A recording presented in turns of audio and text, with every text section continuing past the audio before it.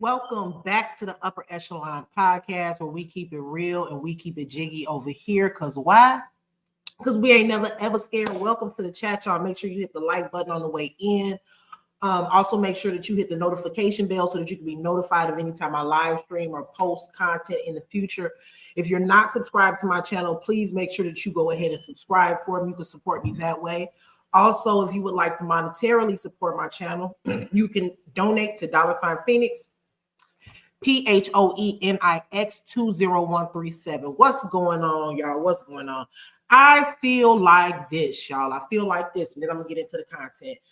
I have spent so much time giving my attention to stuff that don't even matter. I first want to say that I am extremely grateful to everybody that supports my channel. Regardless of if I'm talking about something in the news, the entertainment, the LaTruth saga, or personal beefs, or whatever it is that I have going on, you guys are always here to come through and support the Upper Echelon Podcast, and I really appreciate that. And before I get into the topic, what I want to say is that we spend so much time as Black people, and we spend so much time, including myself, I'm not excluding me, including myself, we spend so much time as Black people spending time tearing each other down. We spend so much time talking about everything that doesn't matter. We spend so much time threatening each other and trying to sabotage each other's growth, that I feel like, at this point, I did that. I engaged in it. I'm done with it. Can I guarantee that it will never happen again? No, I cannot. But I am going to make a conscious effort to bring the people that went out of their way to subscribe to my channel, follow me, support me, donate to me. I'm going to work on trying to bring you guys actual content, actual things that you guys want to hear, including the LaTruth saga, world news, anything else that I'm pretty much interested in, right? Because everything is not about everybody else. And I really feel that if everybody would just focus on their own channels instead of worrying about what other content creators are doing, we could be a lot more successful. Our growth, our subscriber count, our viewership, we could be much better on our channels if we could just focus. So moving forward, that's what I'm going to work on. It's going to be a process, especially when people come for you. It's going to be a process, but I definitely am going to work on it. I ain't making no promises, y'all, because if somebody, hey, got to do what I got to do. If somebody say, if somebody get jazzy, then I might have to get jazzy back. So I'm not making a promise that it'll never happen again. However, what I'm saying is I'm going to at least make an effort to use my platform that God blessed me with to spread some actual news and to spread something that's actually happening that has an effect on all of us as a people and as a nation. And one of those stories would be the Sonya Massey story. Hey, everybody come in the room. Let me give y'all a shout out. Let's see who up in here. Beverly Harris, welcome. Hey, Gianna. Hey, Stephanie Landry, Robin Loss, Me, Us, Carmel Cutie, Scorpio Stings, Christina Mills, Chrissy Loves Purple, Denise Swan, Deborah Rice, A. Stokes, K. Brown, Terry Dow, Cheryl Wagner, My Black is Beautiful. Hey, Andrea. Hey, Retta. Hey, K. Monet, Miss Sexy Ray. Good morning, gorgeous. Tony Leitner, Catherine Williams, LaKey Myers, Treasure Life. I hope I ain't missing anyone. In Excess, Mary Walker, Annette, Diane Cox, Angela Coco, Rochelle, LaWanda, Rebecca Cry, Miss Sexy, I said Miss Sexy, right? Nina Edwards, Miss E, Roz, D. Ham, Carissa. Oh, it's a lot of y'all. Let me see. Rochelle, Gigi, hey Alexis, hey Bullseye. Hey, Cheryl, Carmel Cutie, Real Talk Vibes. Hey, Amber. Hey, Nola Bunny. Hey, Mr. Troy. Hey, Sparks, Tanisha. Hey, everybody come in the room. So, y'all, let's get into the topic. So, as you guys know, this particular story, I'm sure most of you guys already heard what's going on. This particular story happened in my state, which is the state of Illinois. And here is what we know so far. Now, I got this narrative off of a channel that I follow called Conscious TV, and it kind of gives you pretty much it wraps up the story pretty well. But before I do that, what I want to do is, and I hate streaming, y'all. I hate streaming on videos on StreamYard, because it is kind of choppy most times, and it messes up my connection. But I'm going to attempt to play this the video that I'm sure most of you guys have already seen. I'm going to play it anyway, just for reference sake, and hopefully it's clear. So let's get started. And then after I play the video and give a summary and my thoughts and my opinions, I'm gonna drop the link, because I want to see what you guys think of this officer's charges, because there's a lot of people that don't believe that he is going to be convicted. Now, what we got to remember is there's two differences. There is charged and convicted. A lot of people are celebrating already because the officer was charged with first degree murder, but that's not a celebration just yet, because it is just a charge. It is not a conviction. Therefore, he has not been proven guilty in a court of law of first degree unaliving. So let's first play this video just for reference and reminder as to what happened on that night with Sonya Massey. And moving forward, I'm going to explain why I feel like how I feel about the officer's charges and what should and probably will happen moving forward. Disturbing. Maggie Vespa is in Chicago with the latest. I heard somebody outside. Yeah, we checked your house, we checked your backyard. Moment seen in chilling detail on newly released body camera video. Prosecutors say on the morning of July 6th, 36-year-old Sonya Massey called 911 about a possible intruder. When two deputies arrived at her Springfield home, she at times appeared confused. I'm trying to get help, y'all, but What do you need help with? nothing. I just, please God, please God. Minutes later, Massey picks up what appears to be a pot of boiling water from her stove.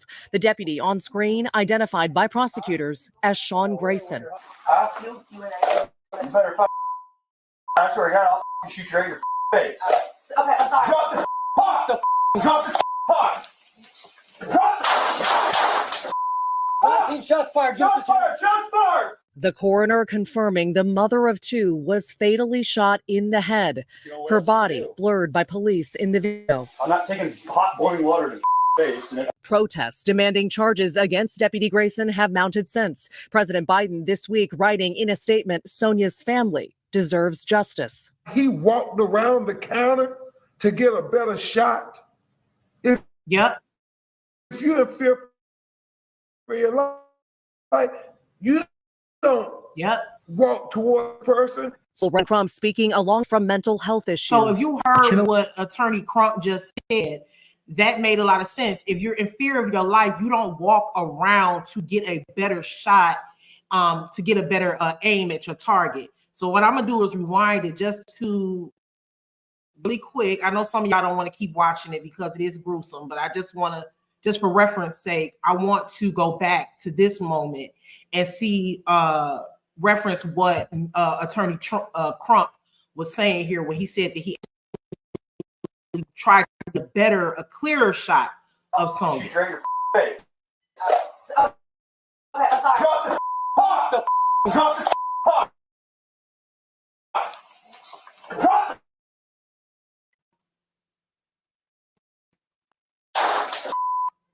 the face. Okay, I'm sorry. Drop the pot! Drop the pot! Drop the... He definitely did walk around the counter. He definitely walked around the counter and attempted to get a clear shot at Sonya. So we saw that happen. So Attorney Crump is absolutely right. Another thing that I noticed about this video, and you know, you guys, I know this is a sensitive topic. If you guys can't take rewinding and watching it, I totally get it. I understand. Now, another thing that I noticed is that when the officer was telling her to drop the pot, she had actually not picked it up yet. And when she did pick the pot up, you could tell she was actually using the pot to shield her face because he had drawn his weapon. So when you rewind it and you see where she's standing by the pot, but she had not raised the pot as if she was going to throw it on him. She only raised the pot when he drew his firearm. So watch this. As Sean Grayson. You better I swear to God, I'll shoot you right in your face. Okay, I'm sorry. He's on the when he draws his weapon as a form of a barrier between her and the bullet. Okay, I'm sorry. Drop the pot. Drop the pot. And then she ducks. If you're going to throw a pot of boiling hot water on somebody, wouldn't you get a clear shot of throwing the water on them standing up? Wouldn't it be more dangerous to kneel down on the floor? And how am I going to throw a pot of boiling water in your face if I'm kneeling down hiding from you? Then he walks around the counter so that he could really get. Shots fired. The coroner confirming the At that time, her kneeling down and hiding, she was not a threat. mother of two was fatally shot in the head. Her body blurred by police in the video. I'm not taking hot boiling water to face. Then he tries to excuse his actions and says, I'm not taking hot boiling water to the effing face. Protests demanding charges against. So let's I'm gonna look at some of the comments. A matter of fact, let me look at some right now. Chrissy says she was nervous from the time she saw the demon in him. Yes. Carissa said they pulled a firearm instead of a taser. Only God knows why this woman lost her life all over. I rebuke you in the name of Jesus. Powerful. Yes. Rachel says, why did he even go in the house and treat her as a suspect when she called them? That's the thing that gets me, Rachel. When you see the attitude of these officers when they initially came to her home, sympathetic with her, they weren't really trying to understand. It seemed like they didn't really want to be there. A lot of times these officers do not have training when it comes to dealing with people with mental illness. It's in all these backyards. This morning, an Illinois woman's last moments seen in chilling detail on newly released body camera video. Prosecutors say on the morning of July 6th, 36-year-old Sonya Massey called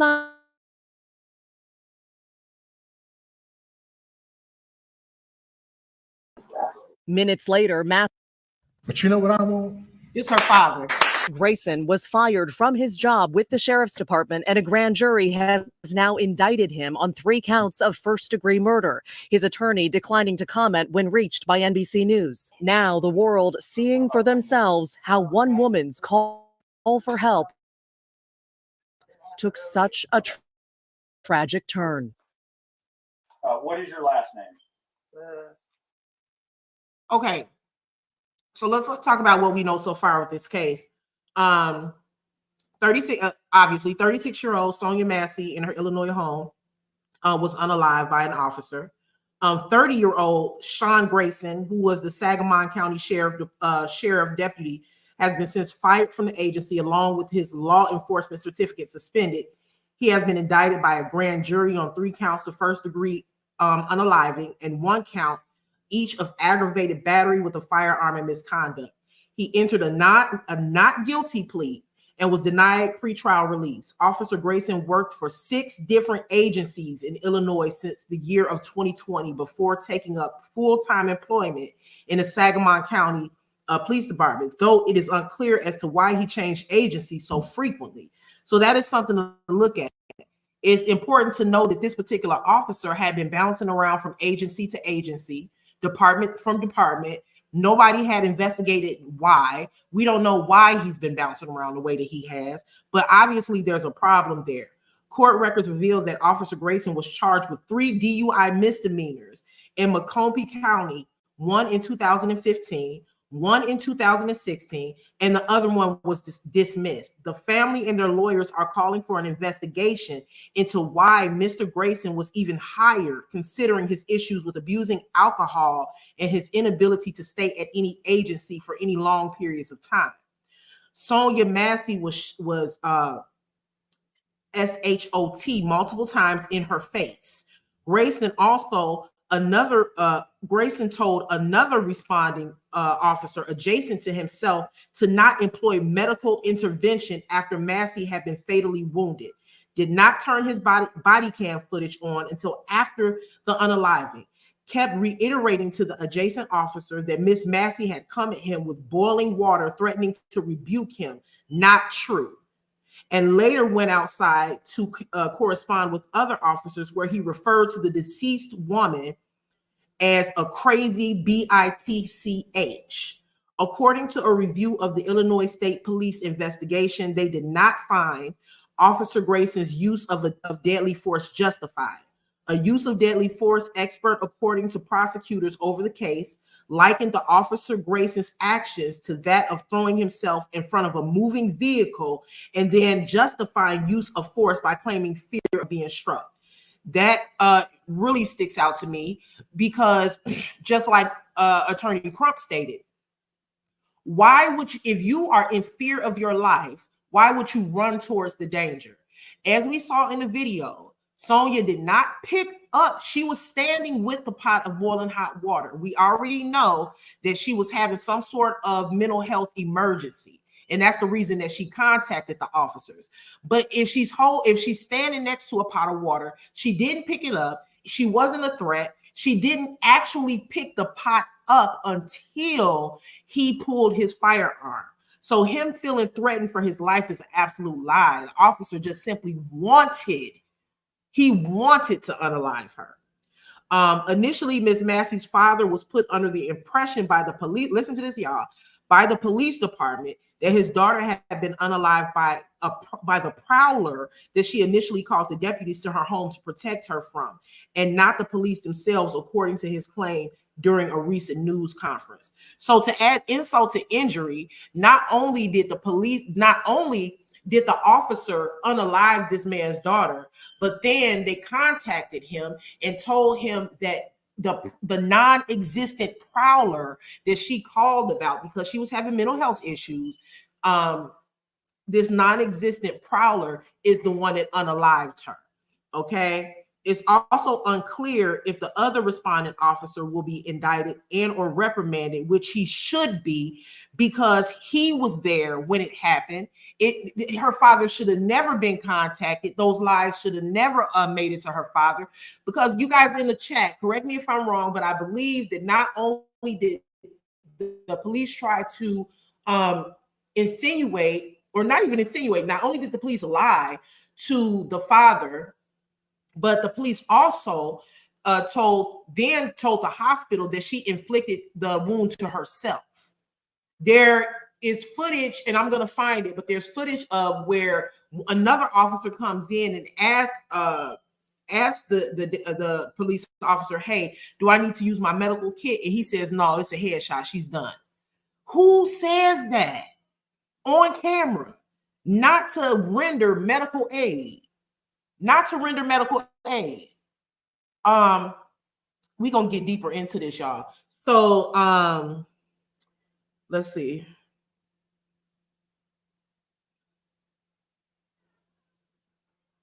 His inability to display de-escalation while his partner escalated the matter, and not filing a complaint against his partner should all be considered conspiracy, and he should be deemed as an accessory to the crime accordingly. Someone stated, let's see.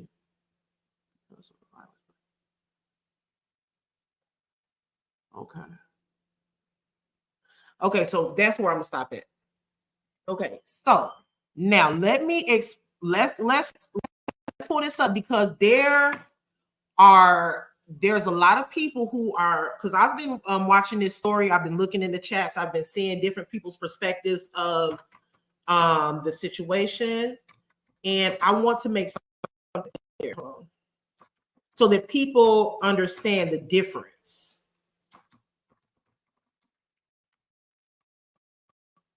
Okay. Now we know that the police officer that unalived Sonya, we know that he was charged with first-degree unaliving, aggravated battery with a firearm, and misconduct. Now, a lot of people are saying that they don't believe that he's going to get first. He's been charged with it, but he has not been convicted of it.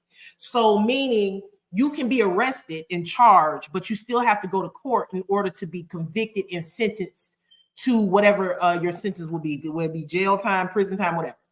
So let's pull this up real quick, just for the people that don't understand the difference between. There's several charges. He's been charged with first degree murder. There's also second degree murder. There's manslaughter. So we're gonna run through the differences really quick. Most of y'all probably know.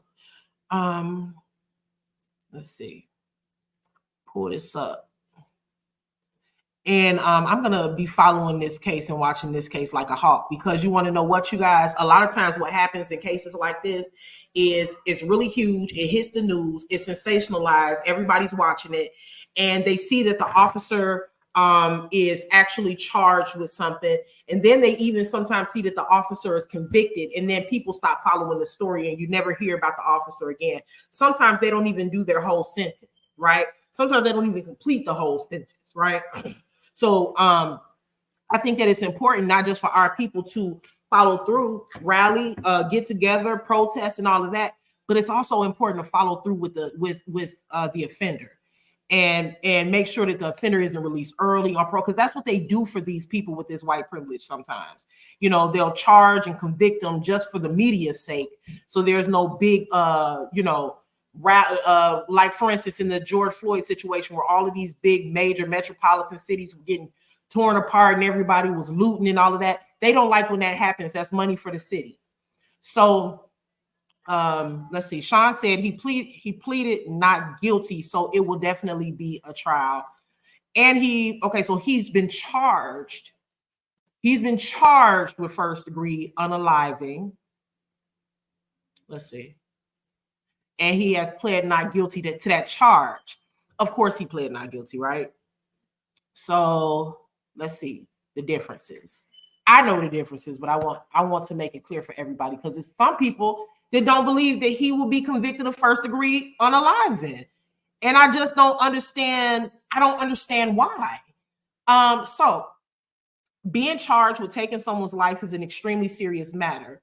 The specific criminal charges that prosecutors bring can mean the difference between life and DEATH for the accused. It's critically important for anyone facing homicide allegations to understand the legal difference between unaliving and manslaughter charges.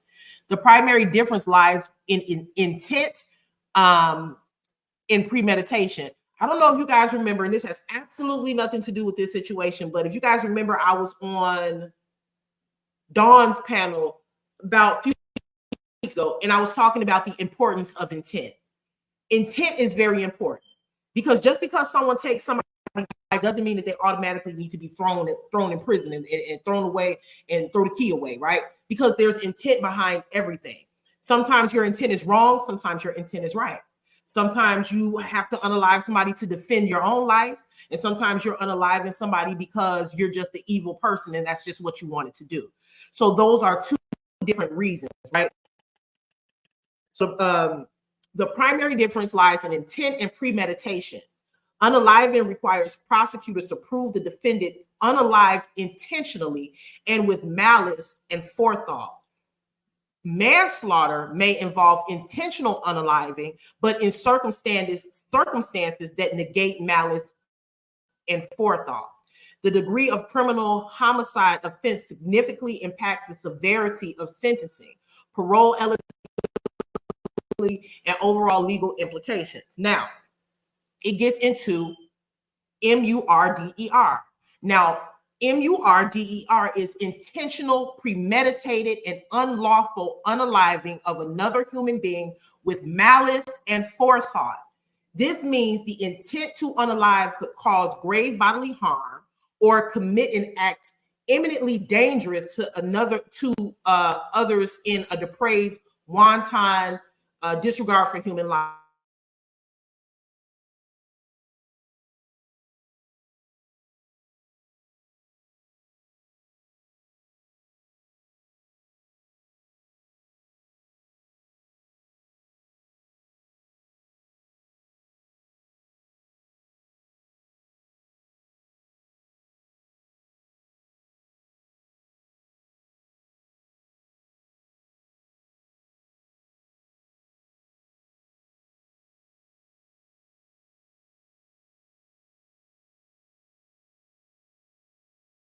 there are several degrees, and it's likely to result in a first degree murder charge.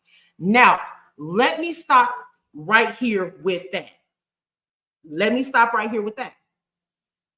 Let me get to the comments first. Yes, 3 counts of unaliving and aggravated assault and misconduct.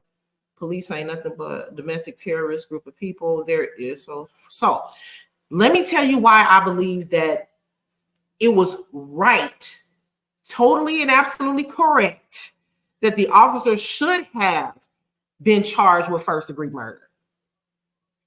As we just read, first degree murder involves planning, right? It involves planning. You are deliberately trying to kill this person, or you deliberately did kill this person. It's intentional and it's premeditated.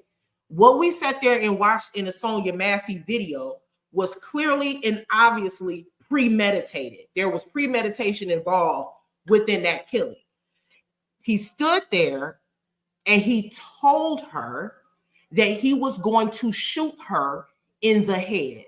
So he had already known what he was getting ready to do before he did it.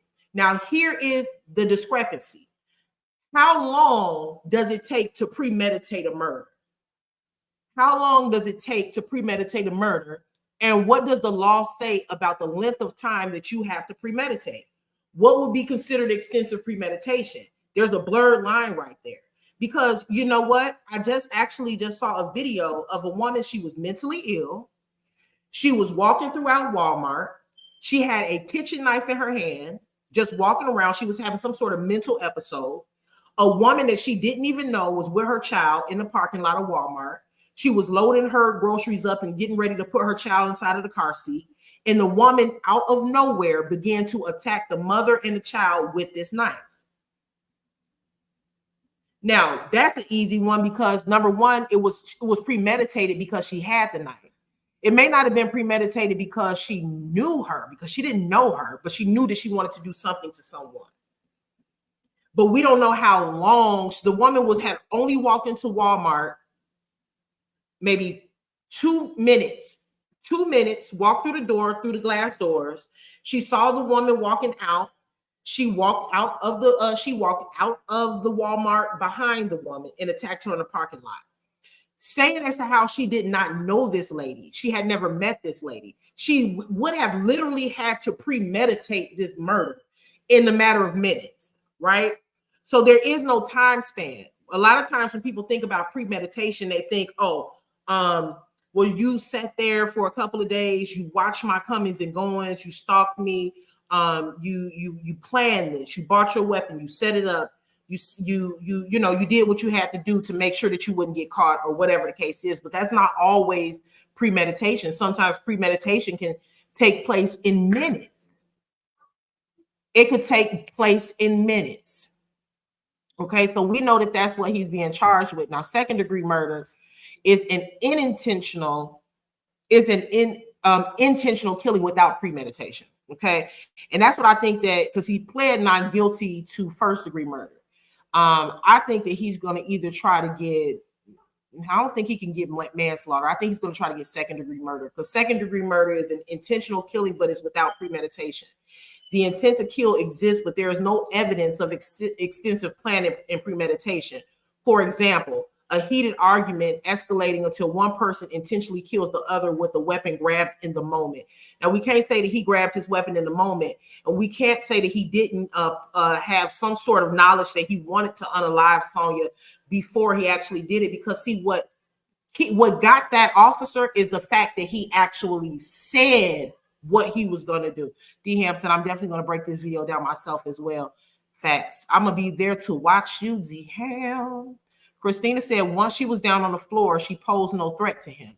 And that's why I say it's premeditated. She dug down and he walked up towards her, walked around the counter to get to her. Hollywood Herb said, I think a lot more is going to come out, because it was said that the officer's wife works at the hospital.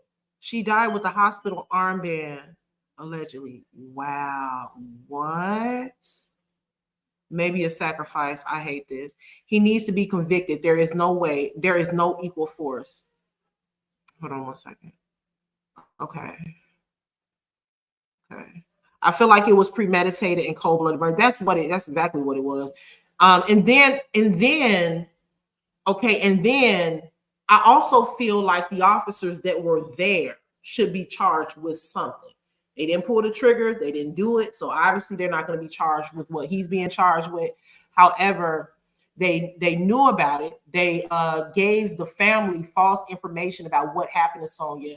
None of those officers reported anything about the lie that was given to Sonya's family.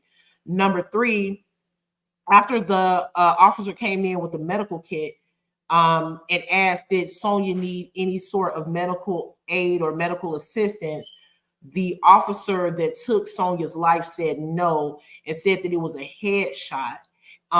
Said it was a headshot, so she's pretty much done. You don't need to waste.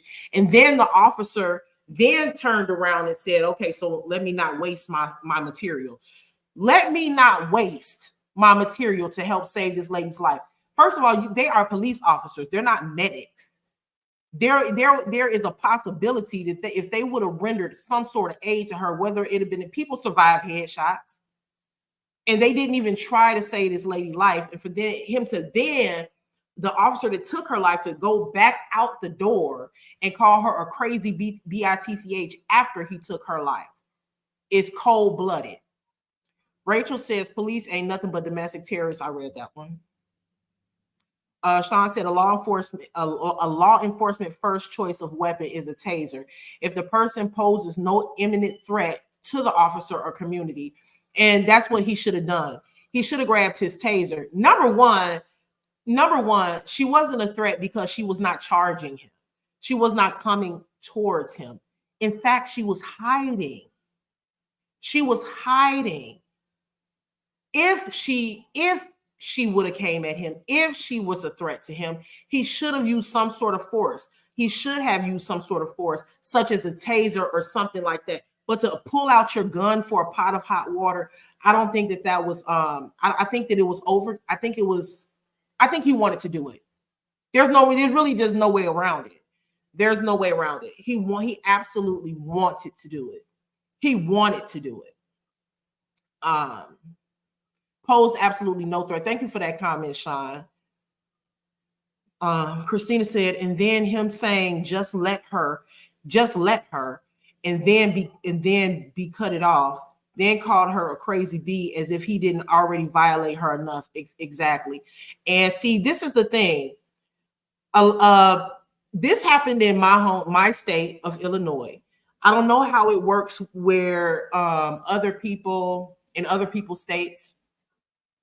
However, in Illinois, if somebody is having some sort of now, mind you, I will say this: they were not aware that Sonya had a mental health condition or having some sort of mental health emergency until they got there.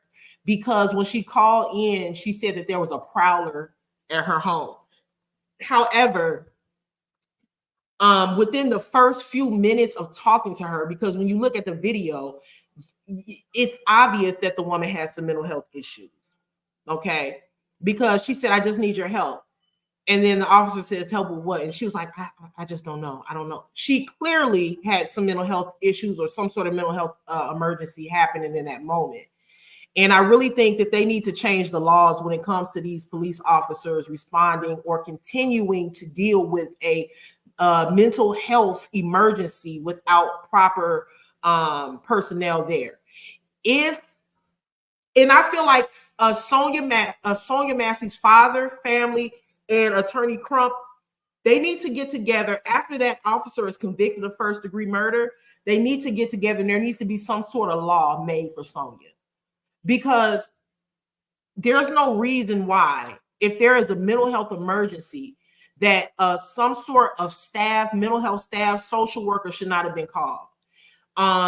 A lot of these police officers are not trained to handle mental health emergencies at all. Their first instinct is to pull out a firearm. Not only that, but they don't even recognize it when it's happening. So in my opinion, there needs to be some sort of law made where it says if there is a mental health emergency happening with someone who, you know, at the scene, a mental health professional, a social worker, or someone needs to come to be called to that scene and needs to assist with de-escalating the situation if they're not going to put that training into the officers.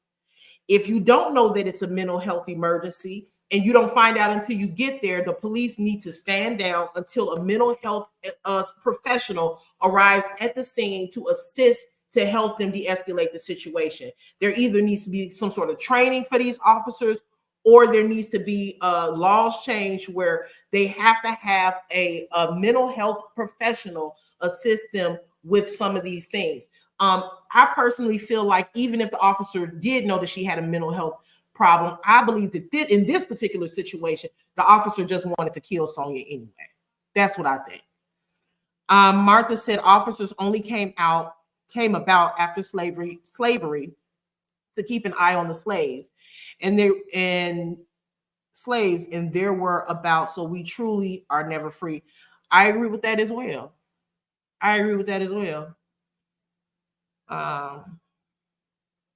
Elizabeth said he intentionally unalived her. He's seen an opportunity to unalive someone and he took it. Lux Pearl said she was target practice. Carmel Cutie said a lot are also dealing with their own mental health. And you know what, that's true too. There are so many suicides that are reported by police officers. A lot of police officers, matter of fact, I'm gonna look up the rate of suicide amongst police officers.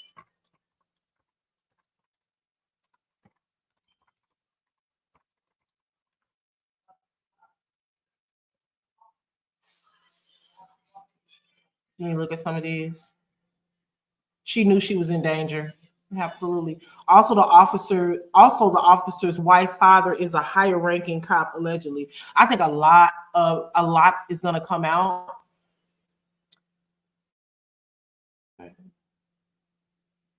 Let's see. I'm looking up. I'm trying to see what the percentage is of police officers per year.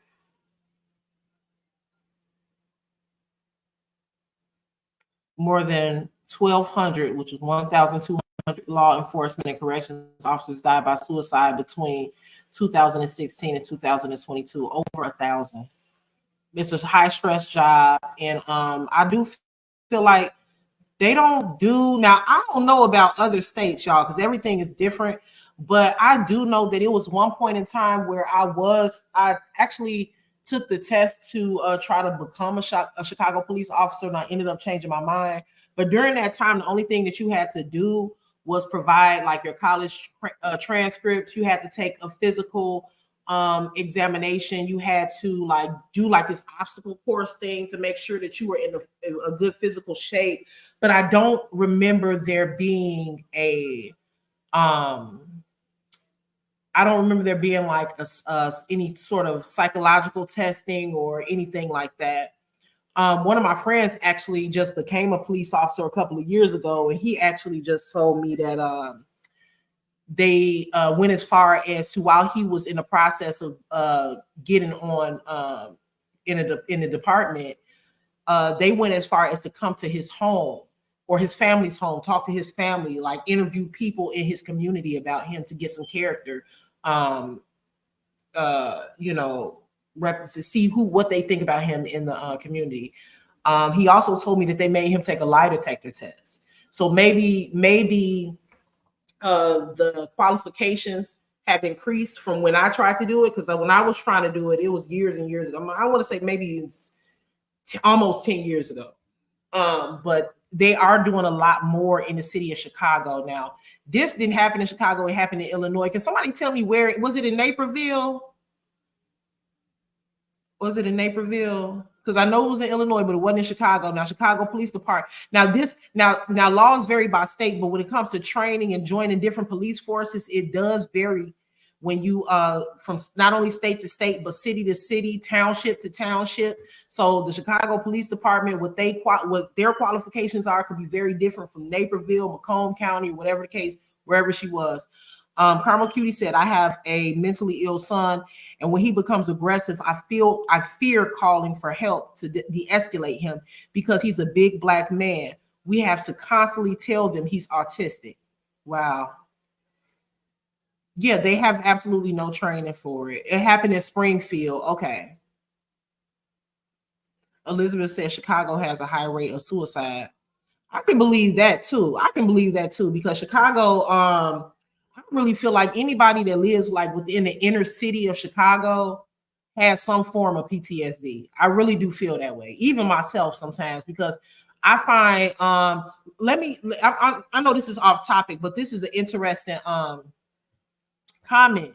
And I resonate with it just because, not because I've ever been suicidal, but just because I can understand how your environment can contribute to your mental health. Because there's certain things that I do and certain things that I think that I don't feel like I would do and think if I was not born and raised in the city of Chicago, not outside of Chicago, not the suburbs of Chicago, but the city of Chicago. Like certain things that I do, like when I go in somewhere or if I'm going somewhere and I'm in a building, an establishment of any kind, not only do I want to know the entrance, but I want to know the exit. I want to know if I got to get up out of here, or which way do I get out of here? It doesn't matter if I'm in the grocery store, church, a restaurant. I always look to see I'm in here, but if I got to get out of here, how can I get out of here? I get nervous when I'm in drive-thrus, like if I'm sitting at a McDonald's and somebody's in front of me and somebody's behind me and there's no way for me to get out. I get nervous because I feel like something could happen and I'm not going to be able to get away. Like those are forms of PTSD, and I feel like I have gotten that way because of I see so many things in this city. And I also know people that live in so many other different places in the United States, because I did go to school far away from here. And so I have a lot of friends in different states in the US. And when I tell them some things that I do, they're like, huh? They don't get it. And I'm like, yeah, we hear and we see so many things living out here that, we just, let's see. So yeah, I can definitely understand that totally. Let me read some more of these comments. Hollywood Herb said it is also said that the officer has a couple of tattoos that are allegedly connected to white supremacy. You know what? It's funny that you say that, because I actually saw one of his pictures and I was looking at the tattoos on his arm, and he has like 3 big skulls on his arm. Let me pull up this video really quick. Let me pull this down. Let's see, how can I stop sharing this? It's interesting that you say that, Hollywood Herb, because I was definitely looking at his tattoos and I was like, I wonder what that means. And also in these southern states, a lot of these southern states in Illinois, and this happened in Springfield, are very, very racist, very racist. When you start getting to southern Illinois and Indiana and stuff like that, a lot of these places are very, very racist against Black people. Okay, so let's pull this up. I was actually going into the grocery store the other day, and they are actually planning a big rally out here in Chicago. Not a rally, but a big protest out here in Chicago for Sonya. I have to look at the flyer to see when it's gonna be. Okay. Let's see.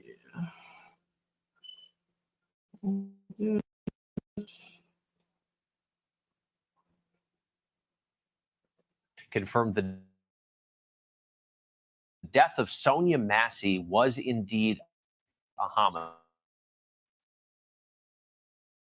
Sonya Massey, a 36-year-old Black woman, her own apartment, and officials say the mother of 2 called 911 herself to report a suspicious person before things escalated. And we want to warn you, the video may be difficult to watch.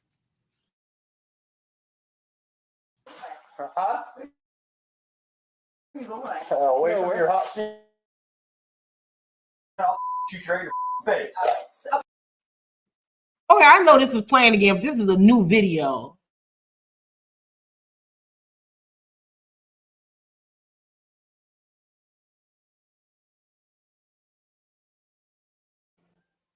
Can you guys hear me now?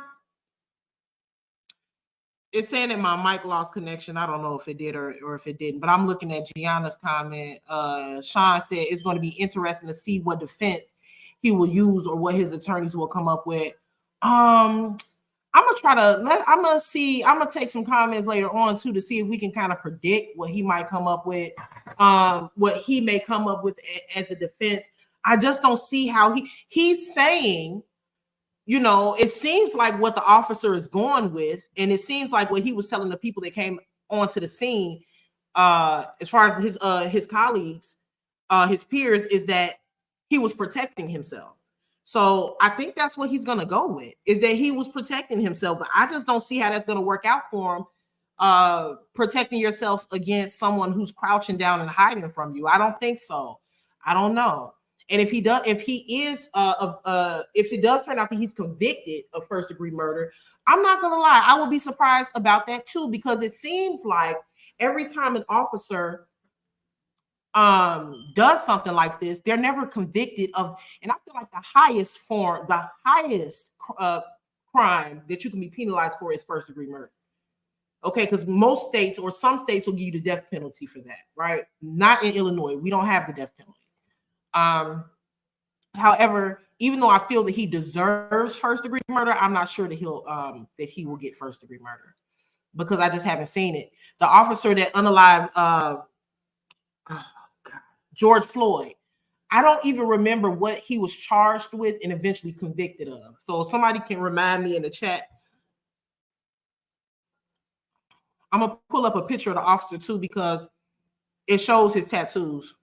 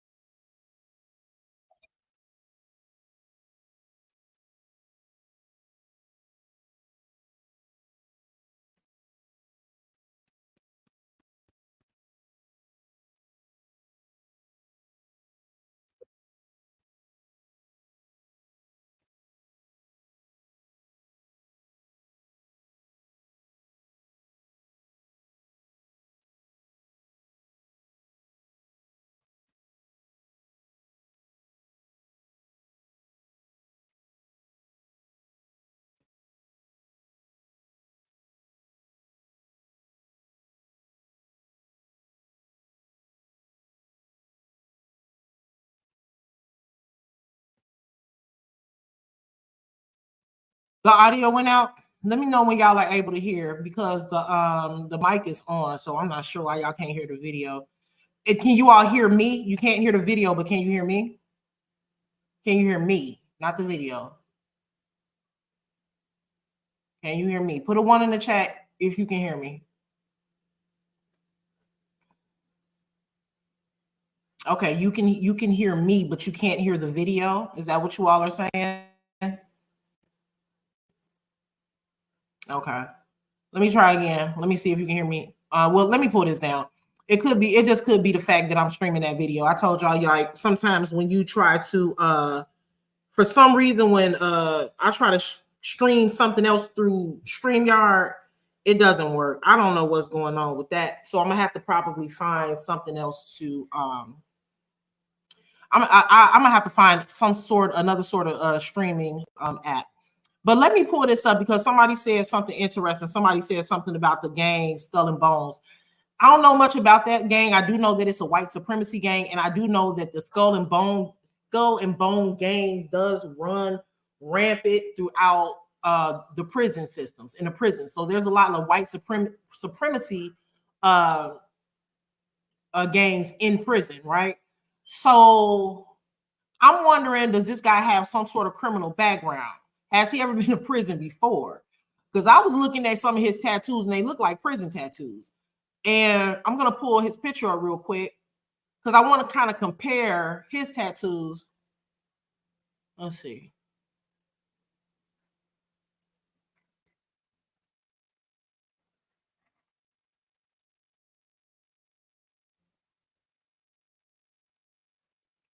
So these are his tattoos right here. So he has, let me see. What is that? He has skulls.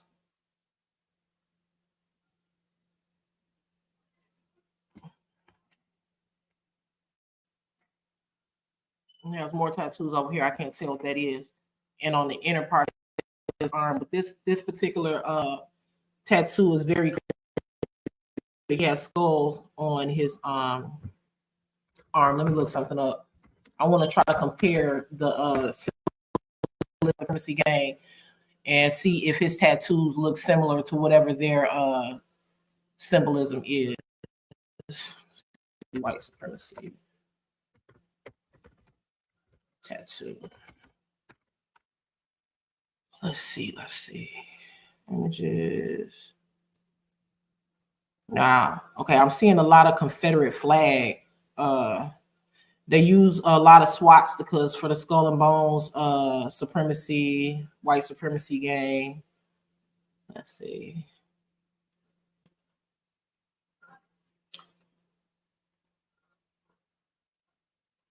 So we're going to take a look at some of these tattoos and what they look like, and if we can compare. I don't know. That's an interesting question, Juanita. I don't know if he was arrested immediately. You know what? Skinheads is what they're called as well. So let's look at some of these tattoos and see if they look similar to what he has here on his arm. That's a good question, Juanita. I'm gonna look into that and see. Let's see. I noticed that they didn't share anything about any criminal history regarding this guy, but it does look like he has prison tats. That's all I'm saying. And then not only that, let's see.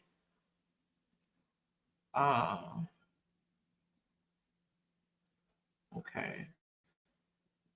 So these are some examples. So we saw his tattoo. These are some of the examples of the tattoos that are worn and bared by white supremacy gangs such as Skull and Bones, Skinheads. So we do see a skull right here. We saw that he had 3 skulls on his arm. There's a lot of racist symbolisms.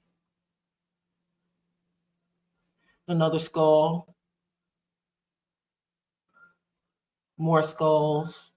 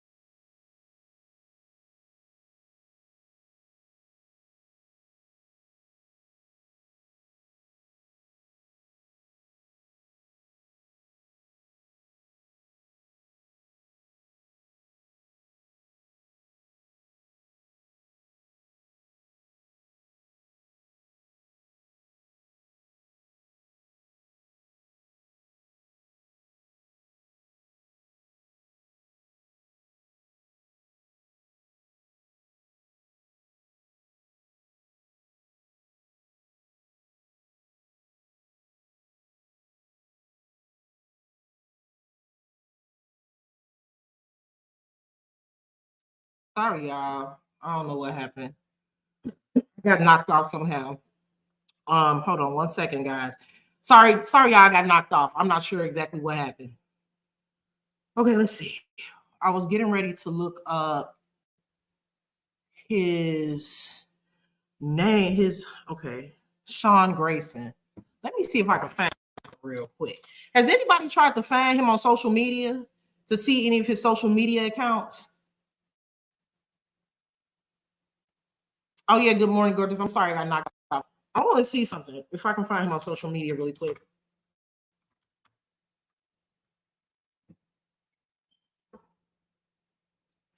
I doubt it. Everything is probably gone. If it was, let's see, people. And then he has common name too, so I might not be able to find him.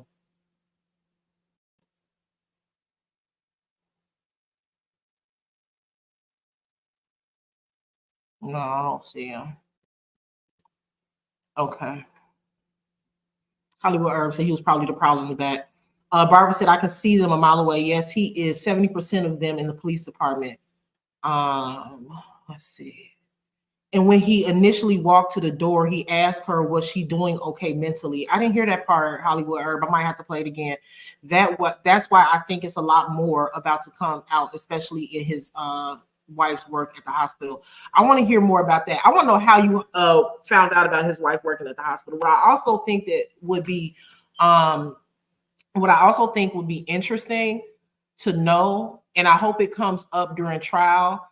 I hope they can pull how many times the police have had to go to Sonya Massey's house for any type of mental health emergencies.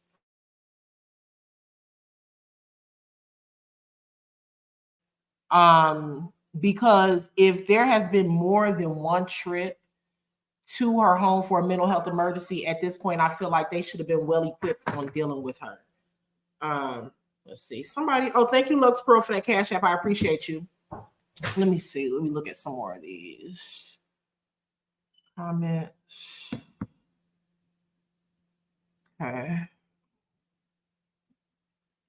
Okay, so Vibe confirmed what Juanita asked. Yes, he was arrested immediately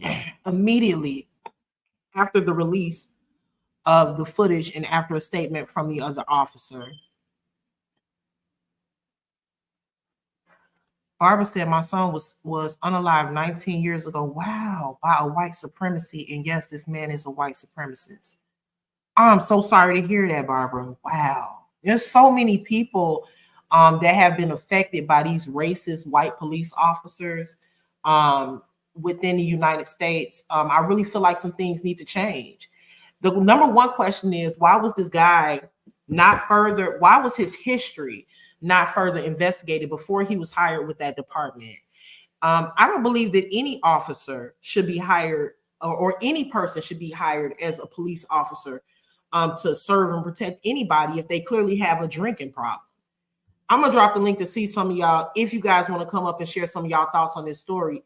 But it does state that his background shows that he has at least 3 DUIs.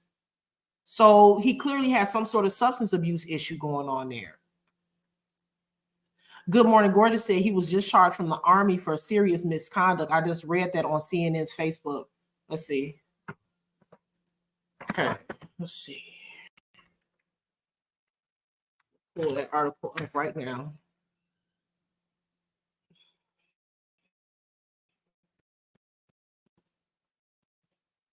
A lot of buying articles and stuff that's new information on this Sonya Massey story. You can hit my inbox with this information.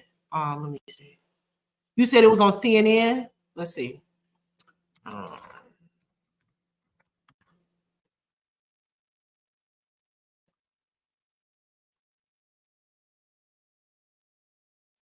Look at this. Look at this. Look at this. Hold on 1 second. Let me pull this up. Look at this. See, this is the part that wasn't on the video that I played. Let me take this down.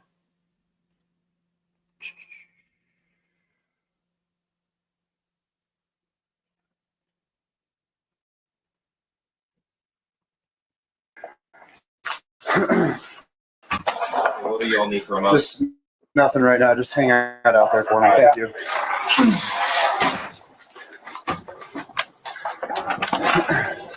I need planes and put them around the corner of the house if you guys can. But other than that, that's thank you. Thank you.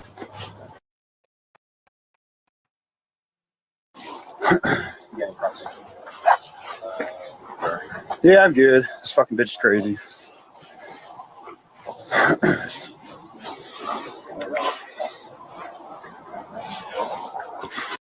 You see now, are y'all watching? Do y'all see how, first of all, there's something about the way that everybody's kind of standing around and not saying anything to each other. You can see it on the dash cam. It's eerily quiet. You don't see them conversing with each other. You don't see too much talking going on. They all look scared as hell. They all look scared as hell because they know what just happened was wrong. And then for you to take her life and then come out and call her, yeah, he asked the officer, was he okay? Yes, he's okay. He wasn't hurt. Nobody did anything to him. He's fine. And then to turn around and call her a crazy bitch after you took her life. I'm watching how their behavior right now. Everybody's kind of just their head down. Nobody's really saying anything. It's really quiet. Who's got tape? I think I got a roll. I got something coming up.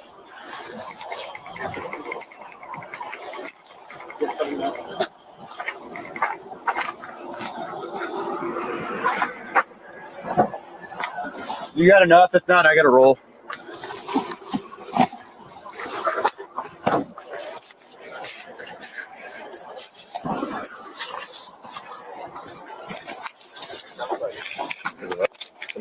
Running across this front here. What do you want it?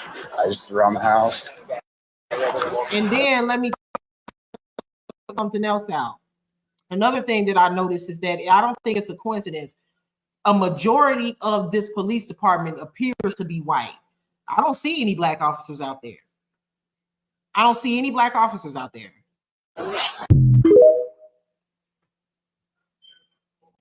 She said she was going to rebuke me in the name of Jesus and came out with blowing water. That's what all this is.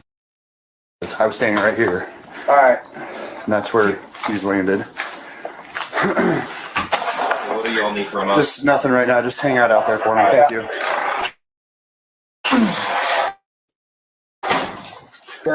Planes and put them around the corner of the house. Okay, let me look at some of these comments. Real Talk Vibes, what's going on? Welcome to the room. Says Pure Evil. Chrissy Loves Purple said he's not even feeling sorry for just taking someone's life. No empathy. He didn't care. He didn't care. Elizabeth said he definitely belongs to a secret society, more than likely Freemason. That's what that cross and bones represent. Yeah, it is suspect. Lux Pro said he's embarrassed. That's why he said that. Yeah, he was. Now his camera is on, but it wasn't in the house. Right. Yeah, it wasn't his. It wasn't his body cam that was on. The incident was taken from someone else's body cam. Let's see. Good morning, Gordon. Said they all knew he was getting ready to go to jail. That's why everybody was like, "Boy, you done effed up. You done effed up."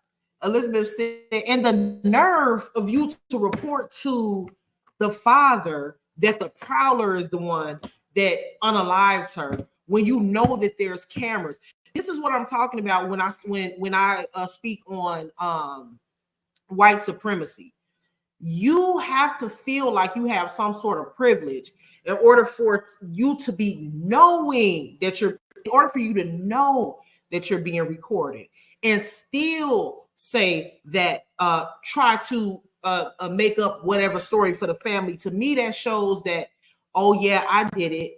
You know, I know I did it. I know I was wrong for doing it. And I know all of my peers saw me do it, but I'm going to lie to the family because I know that my peers are going to have my back and I'm white, so I'll get away with it. That's what that's just what it gives. That's what it gives. Let's see. Vibe with Sean said also allegedly he was hired based on a connection in the department. That's why his background was not checked properly. Wow. See, when you do stuff, underhanded stuff like that, trying to get friends into places and people looking out for people based on certain things, anything other than just simply qualifications, stuff like this can happen because he wasn't qualified to be an officer. Okay, and because he knew somebody that knew somebody that knew somebody, he went ahead and got into the department. And the fact that he had been jumping around from different department to department also shows that there's a problem there. Not sticks, you know. Carmel Cutie says that's another thing. Isn't body cam supposed to be on at all times? Why wasn't his? I believe so, Carmel Cutie. Barbara said, forget money. I want my son back. They offered me money, but I didn't take it. Blood money. That's what they do. They try to give these people, families, money, pay them off or whatever to get people off the hook, or, you know, don't say nothing. We're going to charge him or whatever we want to charge him with. You just sit over there and be quiet. We'll pay you to be quiet. His fiance's grandma wrote a statement talking about people don't care about his family. Y'all, I haven't heard a lot of the stuff that y'all talking about. What? Let's see. I need to find some of this stuff. Let me see. Saying that people don't care about his family. Let me look at some more of these comments. The family about it. Yeah. The family will probably be filing a civil lawsuit due to the process of hiring the officer. It can be labeled a liability to the community for not conducting a thorough background. They're most definitely at fault. There's no way that he should have even gotten into the department, period, point blank. He shouldn't have gotten into the department. Let's see if CNN posted anything recently. I also feel like this, you guys. You know, I feel that the outrage needs to be just as big as it was with George Floyd. Now, we all know that Black people are not protected in the United States of America, but what we also know is that Black women are the least protected in the United States. Black women are the least protected person in the world, not even the United States, in the world. And what happened to Sonya Massey was tragic, and it was just as tragic as what happened to George Floyd. And what I'm hoping and I'm praying is that everybody covers this story, keeps up with this story, and makes a lot of noise about what happened to her. I really don't want to see what happened to her get swept under a rug, or it turned into a story that, you know, was huge and then everybody just kind of forgets about it. When George Floyd was murdered, there was, you know, a huge outrage. It was, you know, worldwide outrage. And I would like to see that same outrage happen with this story. Okay, so I see the article that one of you guys made from CNN. So I'm going to pull this up really quick and read over it so that I can have, you know, as much information or recent information with this case as I can within this live. So let's see if I can pull this up real quick. Pull this stuff down. Okay. Give me one moment, guys, and I'm going to pull up this article from CNN just to, number one, so I can remain current, because I didn't know anything about him having a military background. So let's read over this.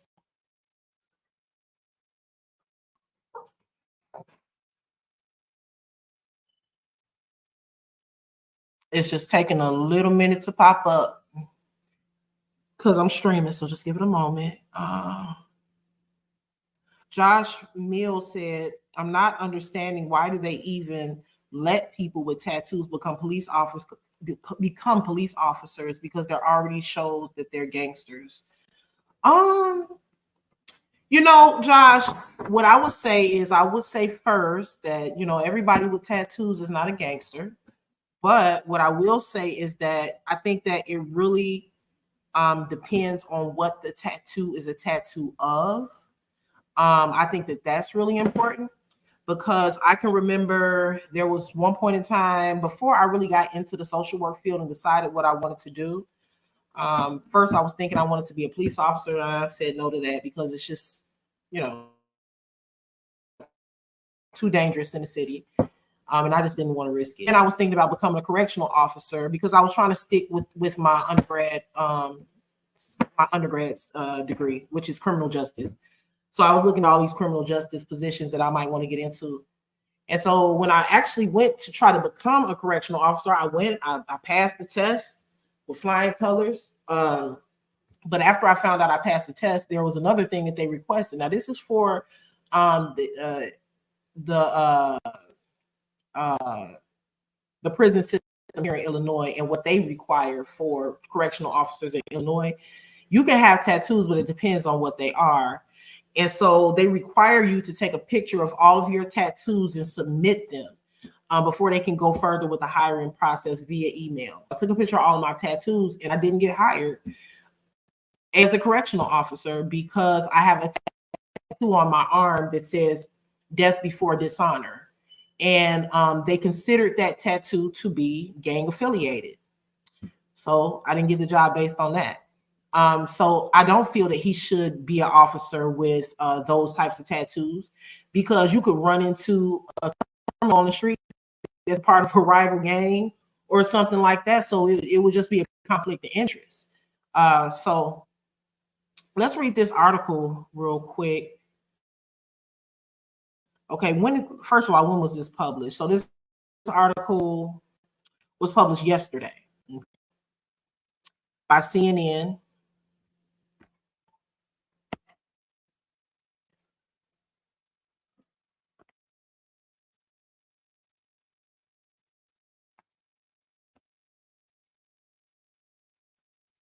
Okay. It says here, years before Sheriff's Deputy Sean Grayson gunned down Sonya Massey in her own home, he had been discharged from the Army for serious misconduct and had a history of driving under the influence, according to the records. He also failed to obey a command while working for another sheriff's office in Illinois and was told he needed high-stress decision-making classes, the agency's documents revealed. Grayson also was a report of a prowler at Massey's home July 6th. Body cam footage from another deputy showed Massey saying she rebuked Grayson, and Grayson responded by threatening the 30-year-old. The exchange ended with Grayson shooting Massey and failing to render aid. Massey's death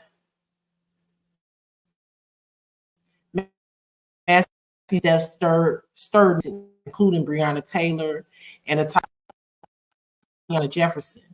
Massey, let me stop there. Does anybody know, or does anybody did anybody keep oh shoot, no, I didn't mean to do that. I didn't change it. Hold on. Did anybody keep up with what happened with the case with Breonna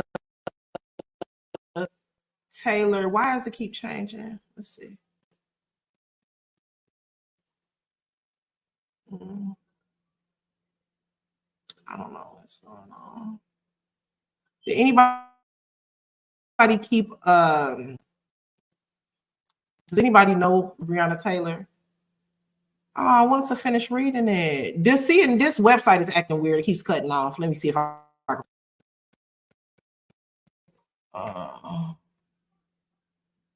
okay, here you go. Massey's autopsy report included, let's see.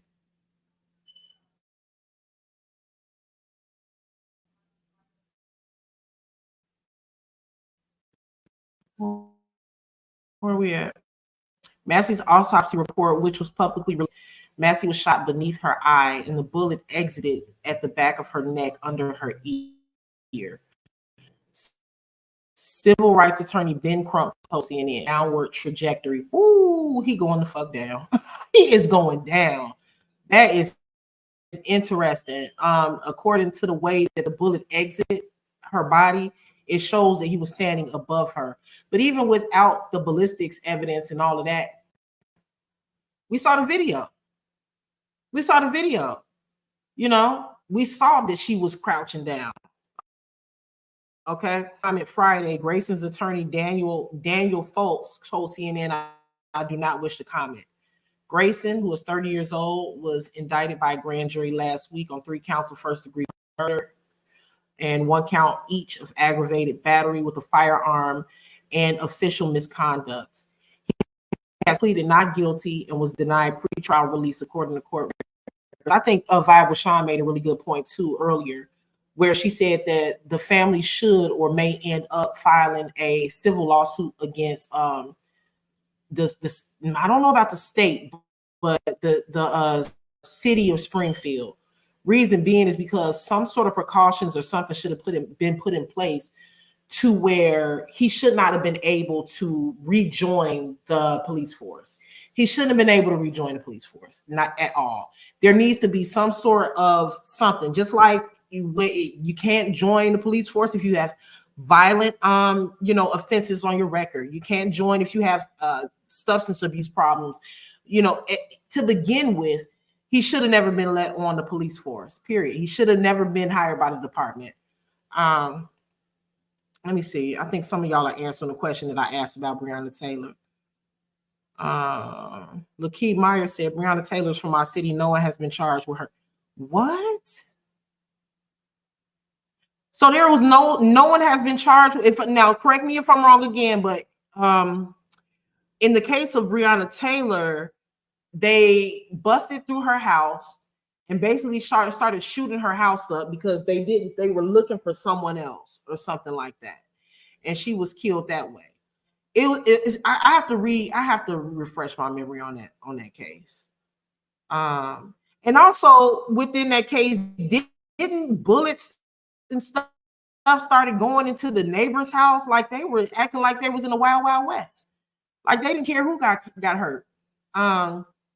Josh Mills said, Justice Sonya Massey, that police officer was a drunk, sorry individual. Facts. 2 of the officers got off. One of them, Brett Hackinston, still has trial. Okay, so this is in a Breonna Taylor case. And I also feel like the other case, the young lady, what was her name? Tatiana Jefferson. I don't think that was publicized at all, which is unfortunate. Lakeith says she thinks that he's going to be charged with manslaughter.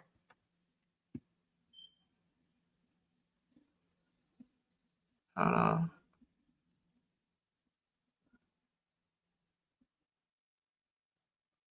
I'm sorry, guys. Oh, Lord have mercy. Thank you for bringing up Sandra Bland, Christina Mills. The case of Sandra Bland, I feel like she did not get justice because I don't believe that anybody was charged within that Sandra Bland situation. I do think, I remember the family did file a civil suit against the department, and I believe they won a substantial amount of money. But as far as anybody being charged or any criminal charges being brought against any of the officers, or I just don't think that there was any investigations done that should have been done within that case. I think that the officers got away with murder, honestly. In the Sandra Bland case, they got away with murder, and they paid to murder somebody. That's how I feel about that. Yeah, only one wanton endangering charge for one family in that building. Sonya Massey's 4-year-old nephew was unalived by the Illinois police as well in 2020. You know what? I didn't hear about that, but what I did see was that I believe Sonya Massey had a son that was unalived at one point as well. And the news covered the unaliving of her son as well.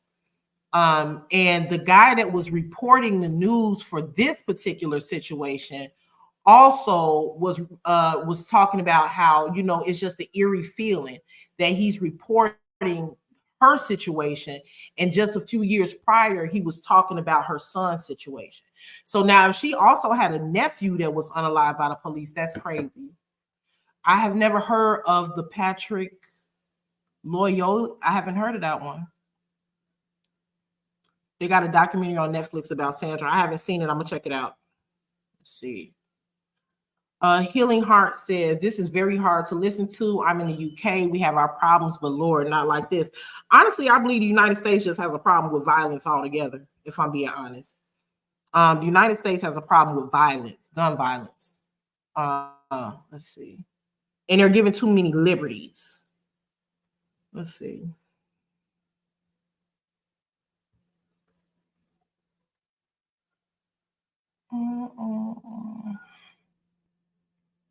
Let's get rid of this. Yeah, guys. So I've been on here a little bit over an hour. This was a good live, you guys. I really, really, really enjoyed you guys weighing in and participating. And, you know, I really appreciate y'all being here and listening to me. The past few days, no, not even the past few days, child. The past week has been very stressful with all of the drama going on amongst Black women.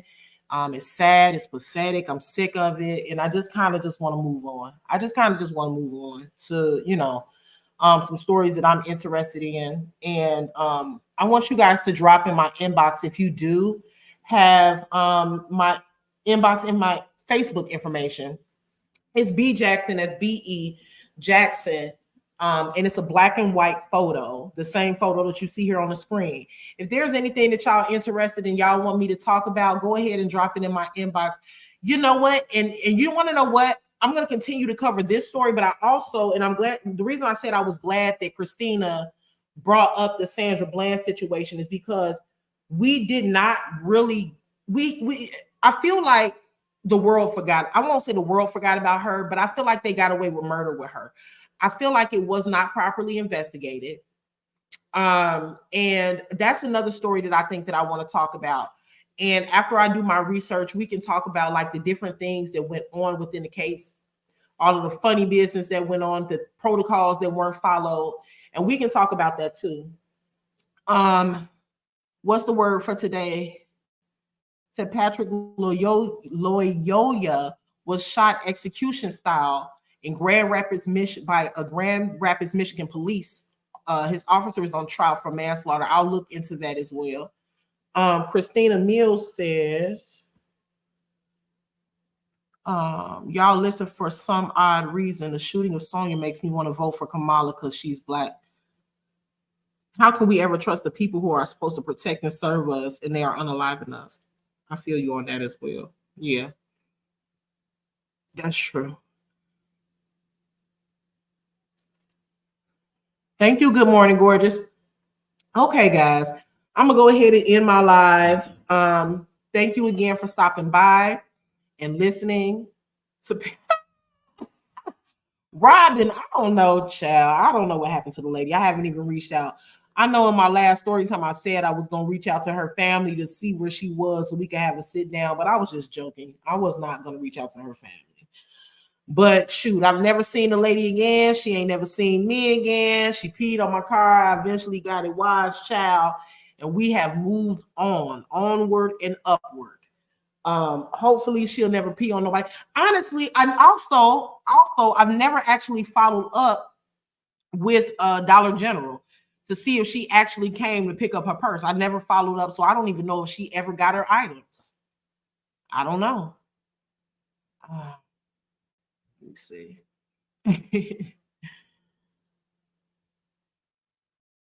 Didn't that Spicy, what you mean? Are you talking about the Patrick Loyola situation? I don't know.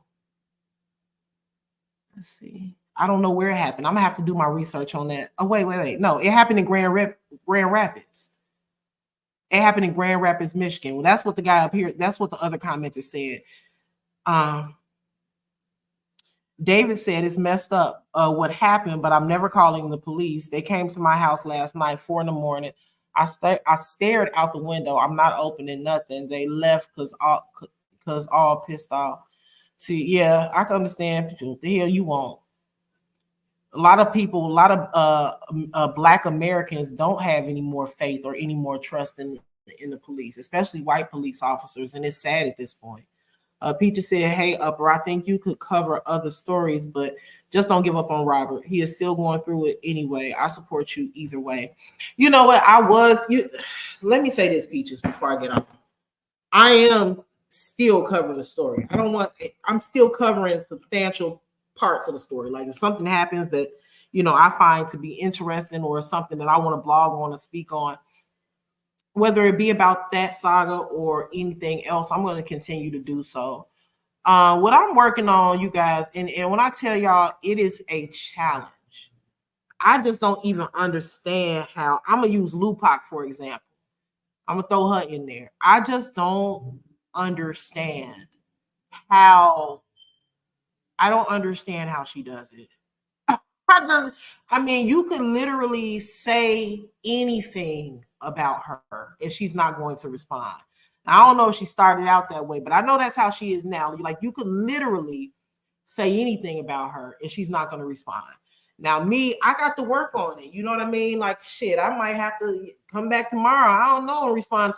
I'm a work in progress. You know what I mean? But what I have to realize and understand is sometimes I feel that people are intimidated by your presence. Some people are intimidated by your talent. And some people want to see your channel do well, but they just don't want to see your channel outgrow theirs or do better than theirs. And sometimes people see your potential and they don't like it. Some people see your potential and they do like it. So sometimes you just got to block out the noise and keep pushing. And you know what else, y'all? Let me tell you what else. Another thing is what I said I was going to start doing, but it's really hard to do. I'm going to tell y'all why it's hard to do. Some people, and I'm glad I waited to the end of this live to talk about this, but I'm live, so why not discuss it? Some people go out of their way to get your attention. Like some people, you could be off in your little cubby minding your business, not bothering nobody, not bothering them, just over here kicking it, enjoying yourself and enjoying your time with your subscribers, or working on just building your channel, just not really bothering nobody. But it's something about the people, and I'm not saying everybody, but it's something about the people, some of the creators within this sector, that some people just can't leave well enough alone. Like if nobody is saying anything, nobody's bothering them, they just got to get something stirred up. It's just it just never fails, and I'm getting kind of sick of it. So I do want to continue to cover the saga, but what I will say is it's so difficult to stay on task with this saga when you're surrounded by bullshit. When you're surrounded by bullshit, you're surrounded by dramatic ass people, you're surrounded about drama loving motherfuckers. It's hard. It's hard to stay on task. It is. And I know that I was actually, I was talking about the saga pretty much, every day last week until I became distracted. And it happens. I think that, I'm not telling y'all what to do, but please give us some grace. When a lot of y'all come in the comments or in the inbox and you say, and y'all get upset. Matter of fact, it was a comment that I saw earlier today where the young lady was upset. I'll be back when y'all get back focused, or I'll get back when y'all get back on topic.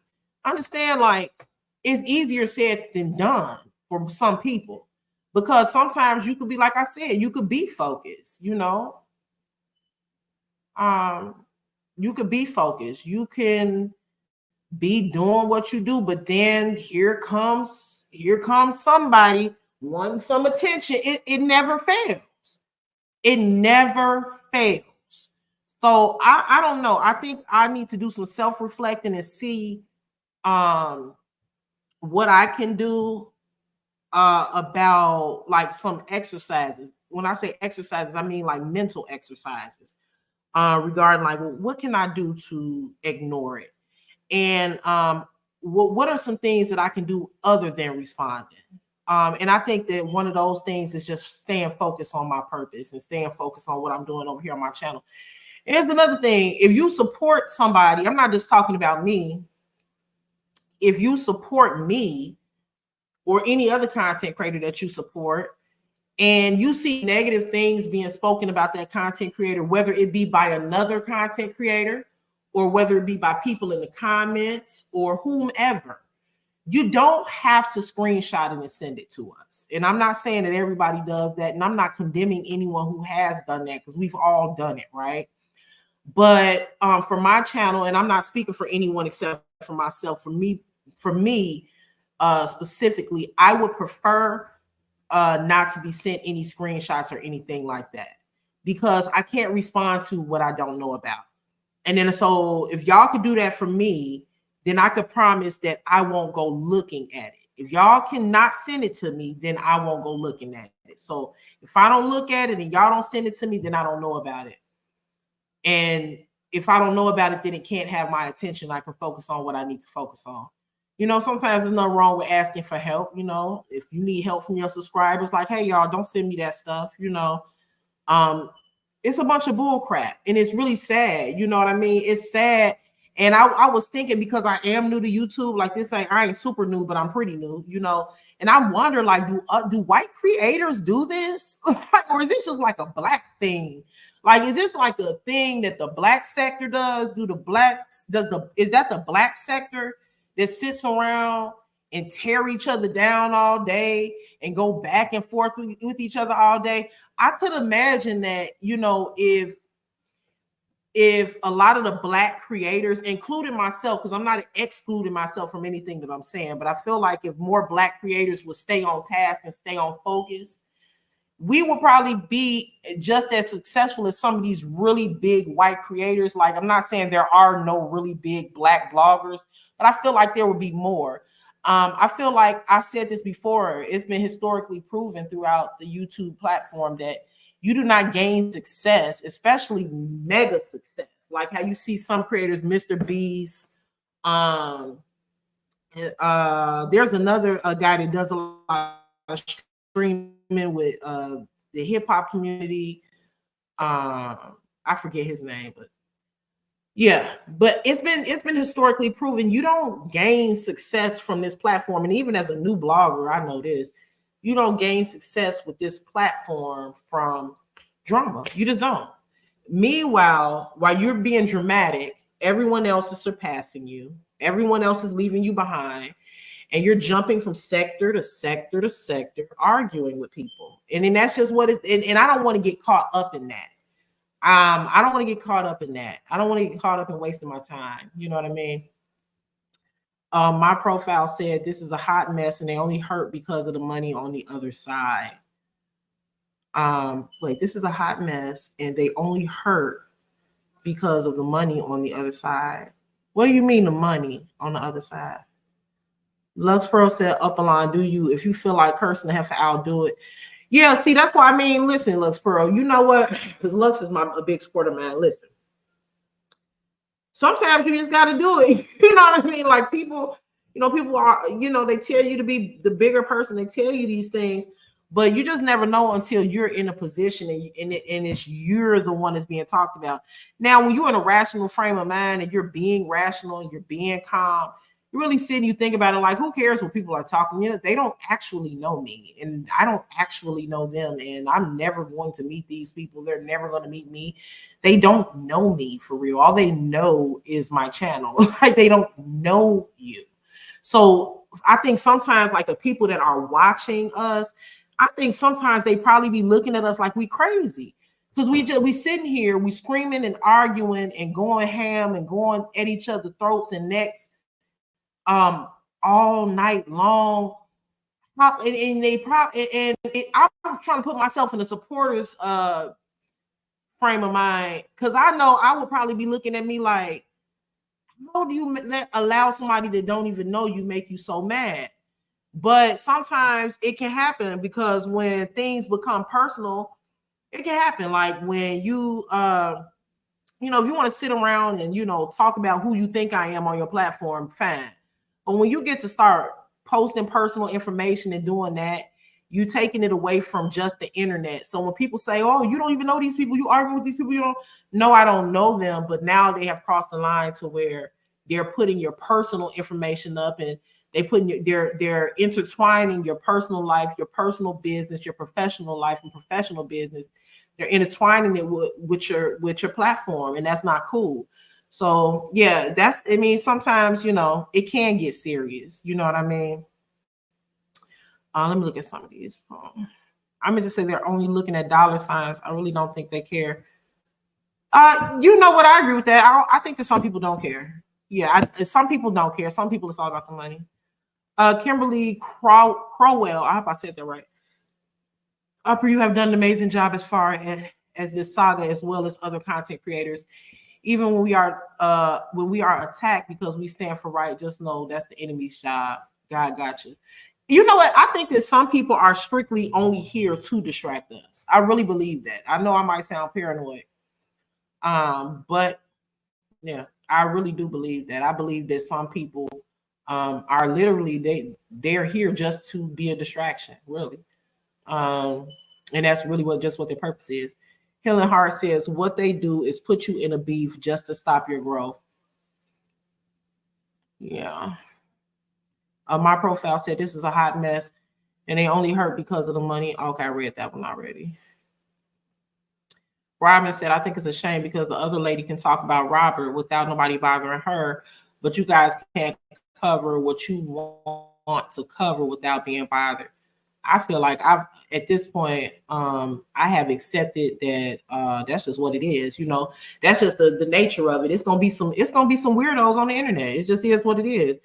And then another thing is like the thing about having a platform is when you come and you speak to people on a regular basis, got your picture up here, you share your thoughts.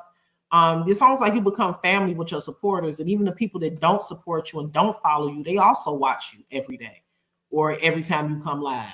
So they may not be in support of you, they may not comment, they may not like your videos, but they're watching you.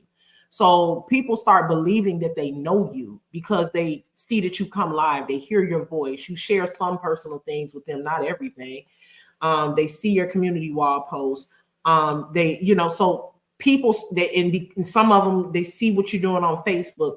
So some people are under the impression because they see these bits and pieces or because they hear these bits and pieces that they know you. And from them thinking that they know you, they then form this whole opinion.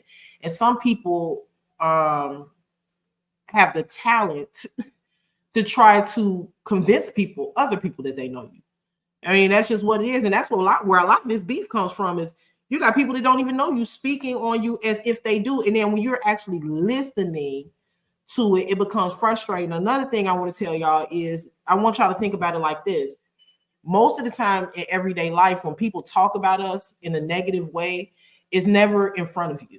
It's never, not gonna say never, but for the most part, when people talk about you, they talk about you behind your back. You don't know that they're talking about you until somebody might come tell you, or you find out through the grapevine or some other type of weird way or whatever like that, right? But on this platform, we have to get used to, especially as creators, we have to get used to hearing people talk about us to our face. Most people never experience that. I mean, think about it.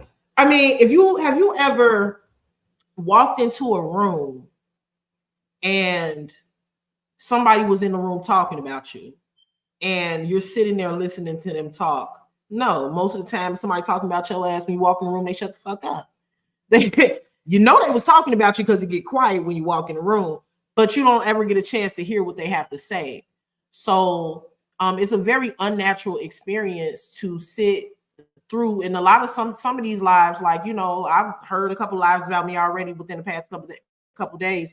Some of these lives are hours long. So to hear somebody, speak on you for hours and hours and hours and hours is really something. I mean, it's something to get used to. It's a hell of an experience. It's something to get used to. And it's also not something that I'm mad at, to be honest with you. It's something to get used to. Actually, I think it builds character for the most part. And I think that if you're going to be a social media, if you're going to be a blogger, or if this is something that you want to do, I think it's important to know that there's going to be people that don't like you because you did something to them, or they don't like you just because they're hating and they're jealous, or they don't like you because they don't like your content or whatever. Everybody ain't going to like you. And some people will dedicate their time talking about your ass. It's either just don't watch it or whatever. You know what I'm saying? Or go live, respond, and make some money off of it, one way or the other. Healing Heart said your name, you name yourself upper echelon for a reason. Don't let anyone get you out of your spot. You know, a lot of people call me arrogant. Actually, I probably am a little bit, because I do think I mean, I know I'm gonna sound crazy saying this, but I mean, it's true. I just think most people are jealous of me. I really do. I mean, I know that I sound very arrogant saying that. It's the fucking truth. I really do. I think that most people that call themselves not liking me, especially if I've never done anything. Don't let me find out you don't like me and I never personally did nothing to you, done anything to you, and you get caught talking about me. Like, I'm gonna assume you're jealous of me. There's something going on there because I've never done nothing to you. So I'm gonna assume you're just jealous of me. I'm gonna assume that because I feel like you have a lot of reasons to be jealous. Honestly, I'm telling the truth. I mean, just because you don't just go around just not liking motherfuckers for no reason. I mean, there's a reason. I'm giving you a reason. I ain't did nothing to you, so you must be jealous. And I think that most people have a lot of reasons to be. So yeah. Hollywood Herb said you should be confident you're a beautiful, smart person. Thank you so much, Hollywood. Lux Pearl said, I believe people are strategically placed. Look at what Nate said. Oh, yeah. I remember when Nate said, not Nate, Lord. I said I wasn't gonna call her no. I read your comment and called her that, but I remember when Amora said that they strategically go after the creators and cause the ruckus and do all of this just simply because they want the heat off of Brianna. But here's the thing. I don't necessarily like being talked about, right? It's a fact. Nobody does. So no, do I like people talking about me? No, I don't like people talking about me, but I also understand it comes with the territory. And I think Brianna should understand that as well. You know, Brianna, just tell yourself what you've been telling yourself. Everybody jealous of you. Okay, because that's what I tell myself. When people come after me for no reason, I know you're jealous of me. That's all it is. You're mad at my talent. Let me go on a rant about myself really quick. You're mad at my talent. You're mad at my beauty. You're mad because I can sing, dance. I know how to play the piano. I'm a great mom. I have really nice, thick hair. I have pretty toes. My commentary is the bomb. People just love me. And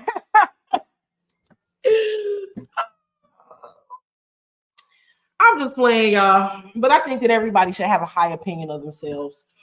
And I think that everybody should look in the mirror and tell themselves exactly what they love about themselves every single day.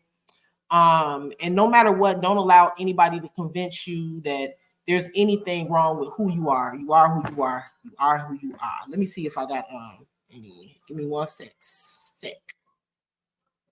before I hop off here.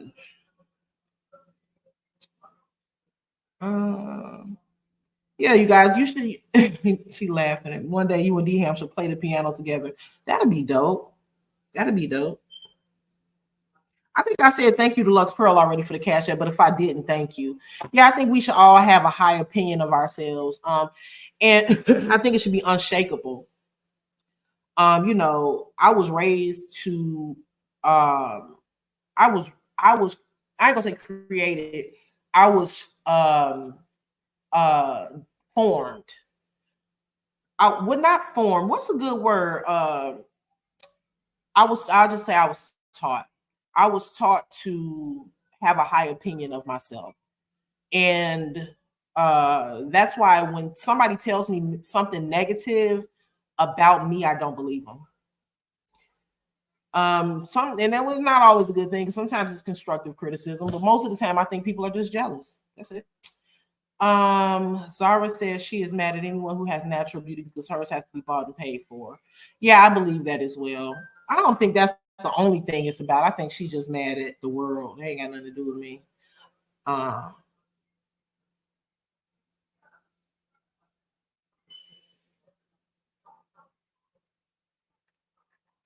My bad, I just got a text.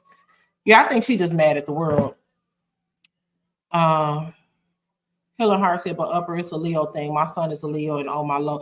I think it might be. Because I think I don't think that all zodiac signs are exactly the same, especially when it comes to like genders, right?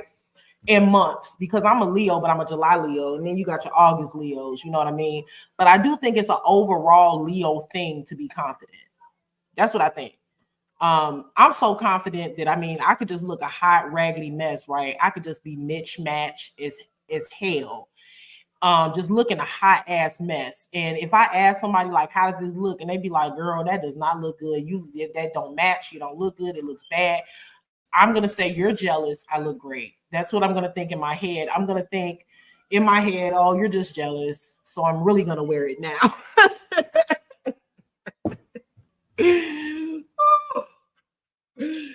You mad? You know I'm rocking this outfit, girl. Lux Pearl said, period, because I ain't spending my time trying to bring down a motherfucker who's on rock. That's another thing.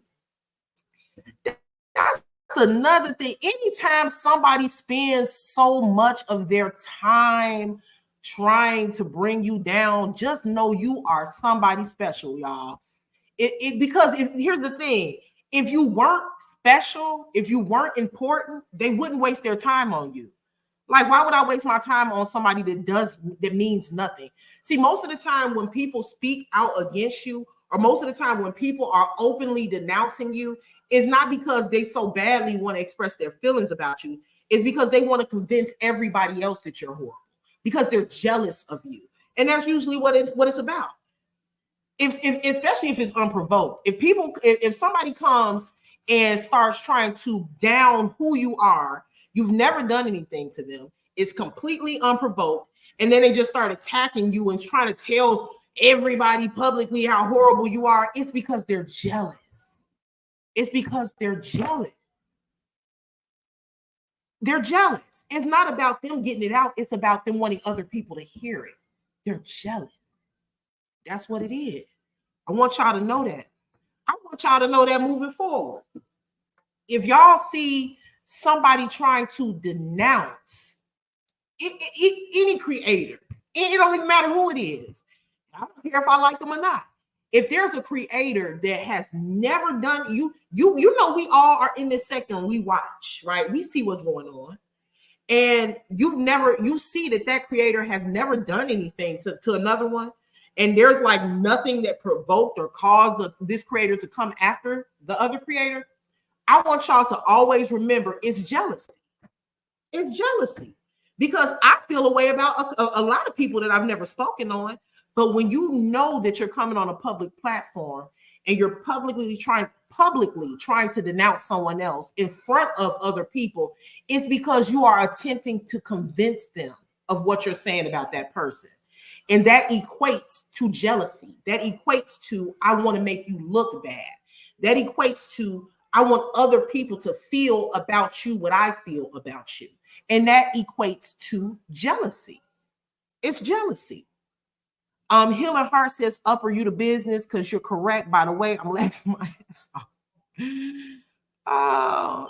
Zara said, it's because they are lacking within themselves. That's a fact. That's a fact. Because when you're confident within your own craft, you're confident within yourself, you're confident within your own talents and what you bring to the table, you don't have to bring another creator down.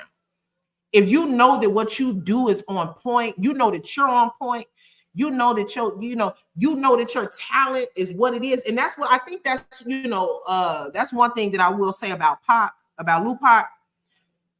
Regardless of how she may feel, I know everybody thought it was a really huge deal about certain audios coming out or whatever the case is, right? I think a little bit differently than other people. I think that nobody should talk about anyone behind their back. I think that that's wrong. However, I think that everybody does do it for the most part. Like, nobody can really honestly say they've never done it, right?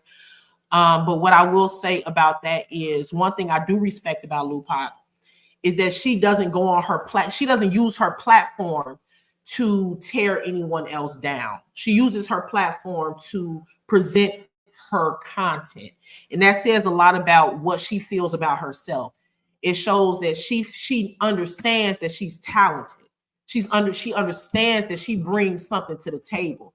She understands that she does not have to tear anyone else down to make herself look good.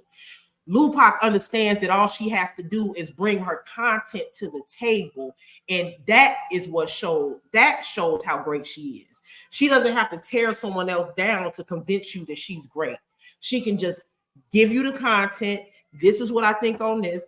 This is my content on this, and she keeps it that way. I admire that and I respect that about her because it shows who she is as a person, and it really reflects her character. I can say that I've never, not ever, not once have I seen her on her platform attempt to tear down another creator. Ever. Ever. I ain't gonna say that about myself, goddamn. If somebody say something about me, I'm gonna cuss your ass out. Now, Lupac will ignore your ass. I'm gonna cuss your ass out. But what I will say is I respect that. You know, I really do. I really respect that about her, and not just her, other creators that I've seen. Who else can I say? First of all, I respect all my peers that I talk to. I respect Amber. I respect D Ham. I respect everybody that I F with. Y'all know I F with y'all. I don't got to try to sit here and remember everybody's name. But I'm just naming the people who I feel like specifically use their platform for what it's for. And I really have a high level of respect for those creators for that. I'm going to also say, just during the saga anyway, I'm going to also say Latay, right? Like, when you look at Latay's content and when Latay goes live, it's always dope because she expresses how she feels about whatever topic it is. And, you know, she never has to come on here and make someone else feel bad or try to drag somebody else down or try to destroy another content creator's character unprovoked just because. And I think that shows who she is as a content. It really shows who she, not only who both Latay and Lupac, not just who they are as content creators, but it also shows their confidence within their craft. It shows that they're confident with their craft. They don't have to make somebody else look bad to make themselves look good. I don't have to dim your light so that I can shine. Right? And I feel like that's a very ugly trait that a lot of content creators have around here. I ain't gonna name no names, but you don't have to try to dim somebody else's light because you don't feel like you shining bright enough. You don't have to go out your way, move mountains and jump hurdles to try to make somebody else look bad because you think that they're shining too bright. You think that they're getting too much attention. You think that they're the next best thing and you're not liking that. Like, you don't have to do that. Like, it's room for everybody to be great. And if we could all just focus on ourselves and stop focusing on other people, like, that's the problem. That's the problem. And it's just like, I'm just sitting back and thinking about it. I know I started this off about Sonya Massey, but now I'm sitting back thinking about it. And it's just like, we got to do better. Real Talk with Vibe said, I'm not liking it. I'm not liking it. It's sad. It's sad. You know I get on here and I have to, do what I got to do, whatever, but I don't just do it for no reason. I do it like if somebody fucking with me. You know what I'm saying? But I have literally seen people totally unprovoked just go after a motherfucker. And that shit is weird. That shit is weird. You know what I mean? Zara said, but what is true is true. If you're speaking true, how is it tearing someone down? I don't candy coat anything. I call it for what it is. The truth doesn't need to be sugar coated. It stands for raw form. Yeah, I do agree with that. If the truth is the truth, I'm trying to understand what you're saying here. But what is true is true. Right. I agree, because what I speak is truth. I've been following this LaTruth saga, and everything that I say on this saga is the truth. Because that's what I'm covering, the saga. I'm not covering any creators. So whatever is true about a creator is none of my business. And I think that is the mindset that most people need to get into. And I think that more of us Black creators will probably be more successful if we focused on ourselves and stop focusing on everybody else. I know y'all can't stand Amora, but shit, Amora ain't paying attention to none of this shit. All this shit going on. She was there minding her damn business. She was over there with the Africans at first. Now she back to fucking with Robert. But what I will say is what I have noticed is shit. She ain't paying attention to what nobody think about what she's doing. Now we don't like it, but she doesn't give a shit. That is what I have noticed. I have noticed that. Tanisha said, I think you low-key answered my question. What was your question? Let me see.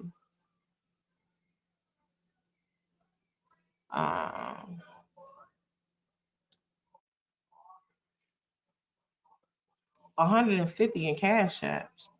Who got 150 in cash apps? Damn sure wasn't me.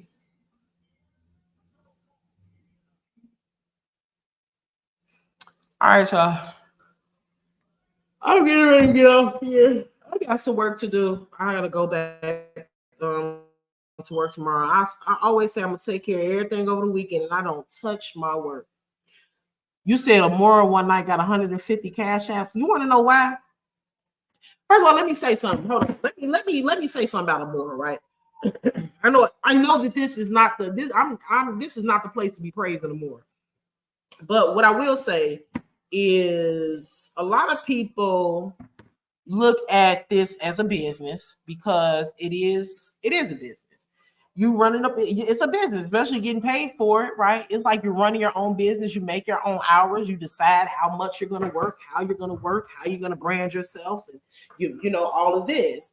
And I think that this is a business, but I don't think it's for everybody. And I think that some people have a talent when it comes to speaking. Some people, as a matter of fact, and I think that content creation is a talent. Some people think you're just getting on here speaking and just talking, but there takes a certain amount of talent to be able to sit behind a computer and keep thousands sometimes of people engaged in what you're saying. Like it's not as easy as it seems. And that's why you do have a lot of big creators that don't go live, because it's kind of intimidating. It's hard to keep everybody engaged in what you're saying. It's easy to keep everybody engaged when you cussing somebody out. It's easy to keep everybody engaged when you bringing messy stuff. It's easy to keep people engaged when you're talking shit about somebody. That's easy. But when you are going live and you're like presenting a story like what I just did with the Sonya Massey case, that's not easy. That is not an easy thing to do, to keep people excited and engaged and, and interested in what you're saying. There is a certain formula for that, and everybody doesn't have it. And some people just get on here, make YouTube pages, get on here and fuck off and think that because they're talking about some shit that that they're a content creator or they're this blogger. But I made a comment, I made a post on my community wall where I said, men lie, women lie, numbers don't. And the reason I said that is because numbers are always factual. If you want to know if you're doing something wrong, look at your numbers. If you want to know if you're doing something right, look at your numbers.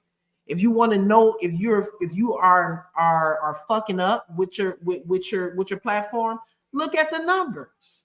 All you gotta do is look at the numbers. Fuck what everybody's saying. Like, if somebody go live and tell me how horrible I am, I'm just gonna go in my YouTube studio and see how much I'm gonna get paid for next month. Then I'm gonna go look and see what my views looking like. If my numbers are not matching what they're saying, I'm gonna believe the numbers before I believe what they said. The numbers don't lie. So if just make what's important to me, especially when it comes to the numbers. For YouTube, my views matter to me. My likes, I wouldn't even say that my likes necessarily matter, because whatever. Even though they say the likes put you in the algorithm, my views matter to me because that shows me that people are interested in watching me. I'm not interested in who likes me. I'm interested in who's watching me, because you could be interested in watching me, but you don't hit the like button because you don't like me. So it's not about whether not you like me. It's whether or not you're intrigued enough by me that you watch my content. You don't have to like me. So what matters to me is the views. That lets me know I'm doing something right. My YouTube revenue, what I make every month, that's what matters to me. And also my growth. And when I mean my growth, that means how many subscribers do I obtain per month? Like, how many subscribers did I get last month? is my channel growing? Am I remaining stagnant? Am I going anywhere? Am I moving? Are people liking this? Are they liking what I'm bringing to the table? Are they enjoying what I'm bringing to the table? And that's important, because if I see that my growth is stagnant, then that means that I'm doing something wrong. It could mean that I'm not focusing. It could mean I'm not putting my content out or going live at the proper times of the day. It could mean that I'm focused on the wrong shit. It could mean a lot of shit. So I'm not too much really, and I think that that's what I'm going to start focusing on, is the numbers and not the people. People will tell you anything, especially if they don't like you. Amber said Felicia's no, we know she's not a blogger. I don't know what she is. But people will tell you anything, especially if they don't like you. Or especially if they're jealous and they don't want to see you grow. They'll tell you that you suck because they think that you're eventually going to believe it. But then when you go look at your numbers and your numbers say something different, that's what matters. Real Talk with Vibe said, well, I'm gonna go live and scream for an hour. Now, if you go live and scream like Felicia for an hour, you probably get 100 people in there. But you know what? Some people starting to get sick of that shit. You know what I'm saying? People are starting to want to see some content, man. People are getting tired of that. People are wanting to hear these real stories. They're wanting to really see content. And they're wanting to see consistency. People are tired of the beef. They're tired of it. And I get it. I'm tired of it. It's getting corny at this point. Like, shut the fuck up already, everybody. Shut up, everybody. You know what I'm saying? Nobody knows each other. Just shut up. Stop. Like, you know, I'm not a YouTube. It is about views. I'm not a YouTuber. It is about views. Go ahead. It is. It is about views. Let me see. Nah, see, you can't do that on YouTube because then you'll get shut down. We need a little meat sometime. You need a little meat sometime. You need a little meat every now and again. You know, a little color. What happens when you lie about a business? You get caught eventually. What kind of business? And Amora is the only real creator on that side. I doubt they're sending anything to Felicia. Yeah. Yeah, guys. So this is the plan. Okay. Now I can't make no promises. Hey, Aisha. I can't make any promises, but what I will say is I'm going to try to be more consistent with my content, like as far as scheduling everything. You know what I'm saying? I'm going to start bringing different stories to you guys, but I'm going to also incorporate the LaTruth saga in there as well. So I'm going to cover what's going on with the saga, if anything is happening with the saga, maybe 1 day a week, maybe 2 days a week. And I'm also going to bring other stories. I want to continue to follow the Sonya Massey story.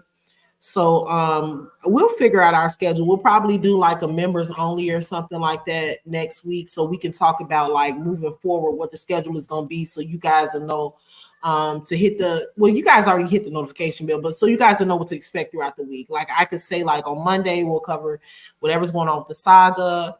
On Wednesday we'll cover a new news story. On Friday we'll do this. You know, I'll come up with something. I have to sit down and really think about it first and get you guys input on it, and then we can move forward. But what I do want is to give my channel a little bit more diversity to it. And I want to clean my channel up. I really do. You know, I want to clean it up a little bit. All of the drama and stuff. I feel like I'm better than that. I fall short because I'm human, but I'm sick of all of that shit, y'all. Y'all don't even understand. Like, yeah, yesterday was kind of funny. It was a little fun for the most part. But it's like it's not getting me anywhere. It's not getting me where I want to go with my channel. You know, it's a waste of time, you know. You get a couple dollars back there in the YouTube studio for it, if that, because the shit don't even be monetized for real. You know, with all of that yelling and cursing and carrying on, a lot of times it's limited monetization. So I'm gonna start working on how to bring content to you guys a little cleaner, and we can have a good time without all of that extra stuff, you know. And also, I got a public service announcement. I'm not a part of the LaTruth sector anymore. I'm exiting stage left. Please do not say that please do not call me a content creator within the Little Truth sector.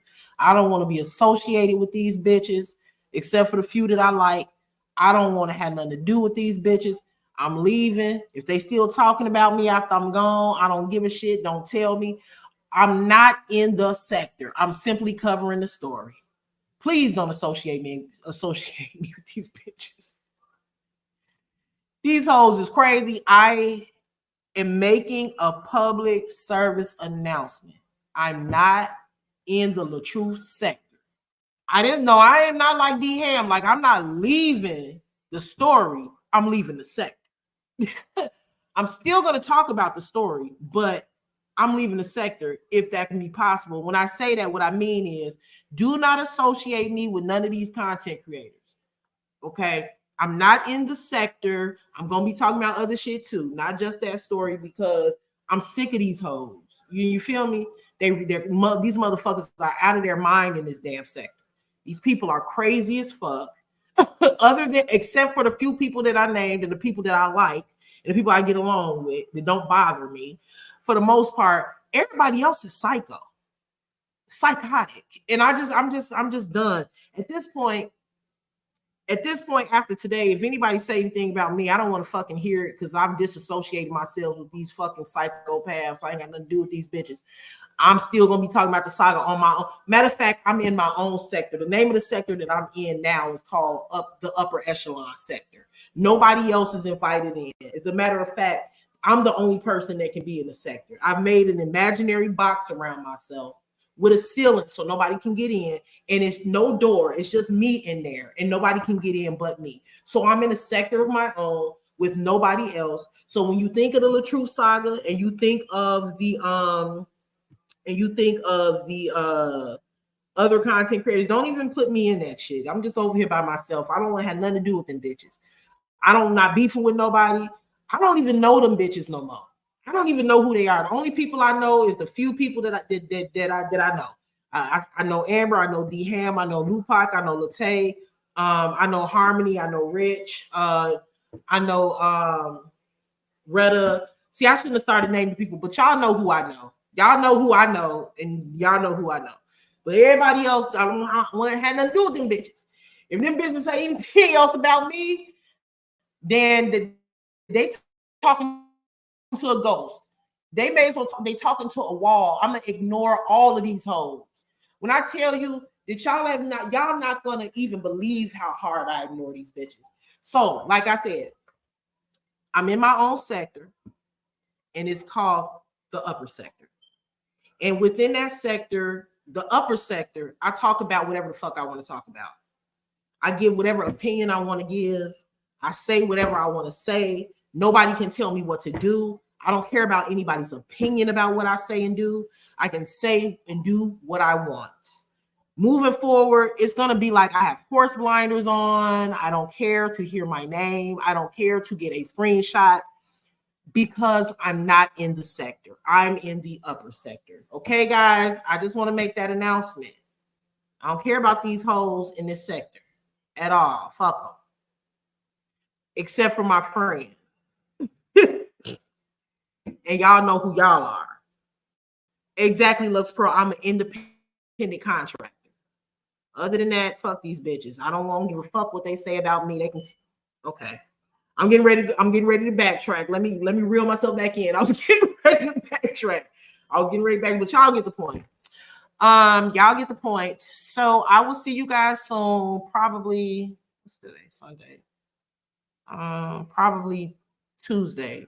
I think Tuesday, either tomorrow or Tuesday, I'm gonna have a members only, just so I can.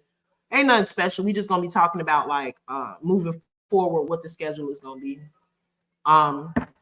with the content, so you guys kind of know what to expect week to week from me.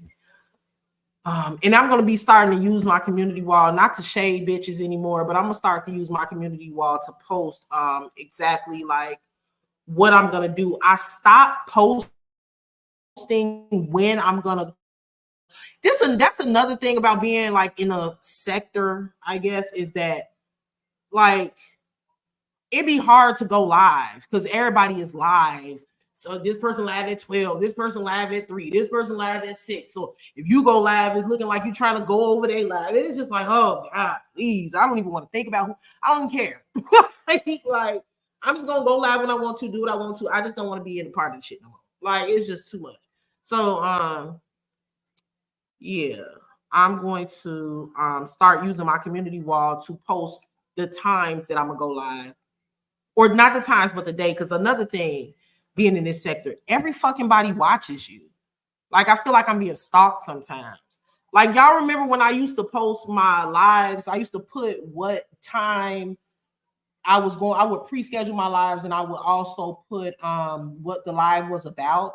You got to be careful doing that shit, because if you getting ready to go, if it's Saturday morning and it's 9 o'clock in the morning and you say, you put out, okay, I'm going live today at 2, somebody else might go live at 2 at 1:30. Not because they seen you going live at, I mean, shit like that happens, y'all. So like that, I don't even put my I don't even schedule them no more. So join my membership, y'all, 'cause I'm gonna be making a lot of membership posts on my community wall. And that's basically like only members will be able to see it. If you're not a member, you're not gonna be able to see a lot of my posts anymore. So go ahead and get the memberships, because for right now, I'm gonna go ahead and well, obviously everything won't be for membership, y'all. You know, just a couple of posts, especially when it's pertaining to an upcoming live.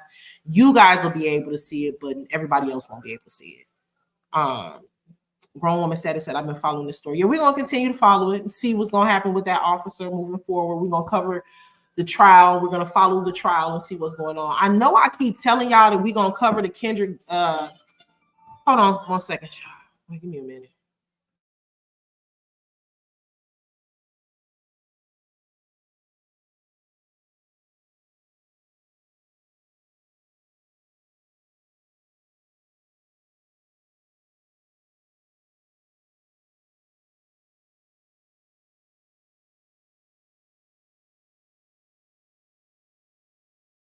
Okay, so yeah, I know I keep saying I'm gonna cover that Kendrick Johnson story. So we're gonna cover that, y'all. Okay, just give me some time. There's some things I want to look over with that story. Of course, I know the details of the story, but it's way with the Kendrick Johnson story. It's way. Oh my God! Hold on, y'all.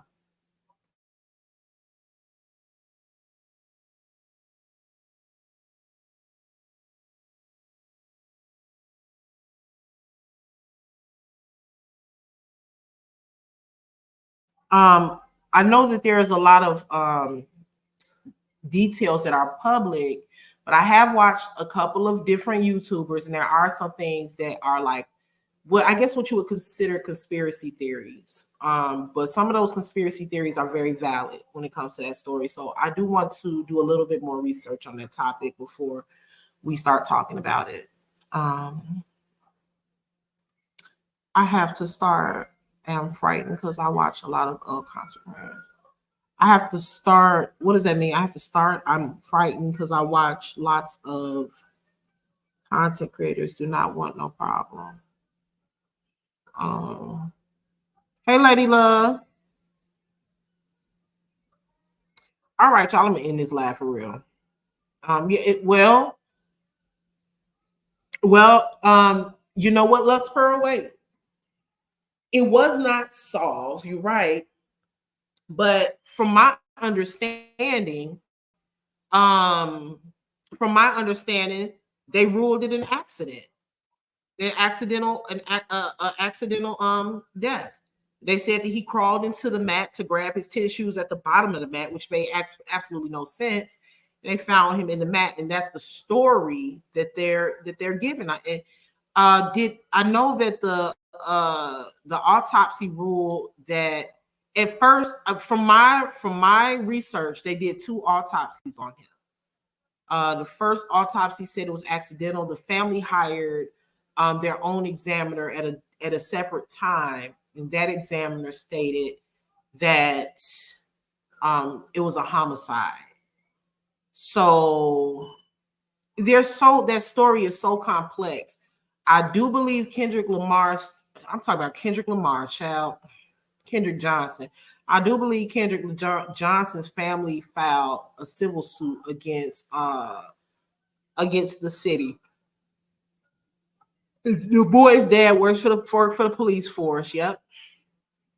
Also, if you look at some of the, and this is why I say I needed to do a little bit more research on that topic. Also, when you look at some of the surveillance footage, the CCTV footage within the high school, you see obviously that it's been tampered with. I mean, it's clear as day that somebody tampered with the footage. There's some portions where you see Kendrick walking, and then all of a sudden it cuts out, and it's a whole chunk missing, and then all of a sudden it's a bunch of people in the gym, and it's all chopped up. You can tell that it's been altered. You can tell it's been altered. And then not only that, but it was reported that Kendrick actually had a physical altercation with that boy, probably like a week or so prior, over a girl. Kendrick's never gave up. Yeah, I love how Kendrick's family never gave up on his case. Baby, she be on it. Oh, his mom. Mm-hmm. Yeah. Yep, it was over a girl. Mm-hmm. Okay, guys, I'm gonna go ahead and get off of here. Please hit the like button on your way out. Also, make sure that you subscribe to my channel if you haven't already. Hit the notification bell so that you can be notified of anytime I live stream in the future or anytime that I post content. Thank y'all. I'll see y'all soon. Peace.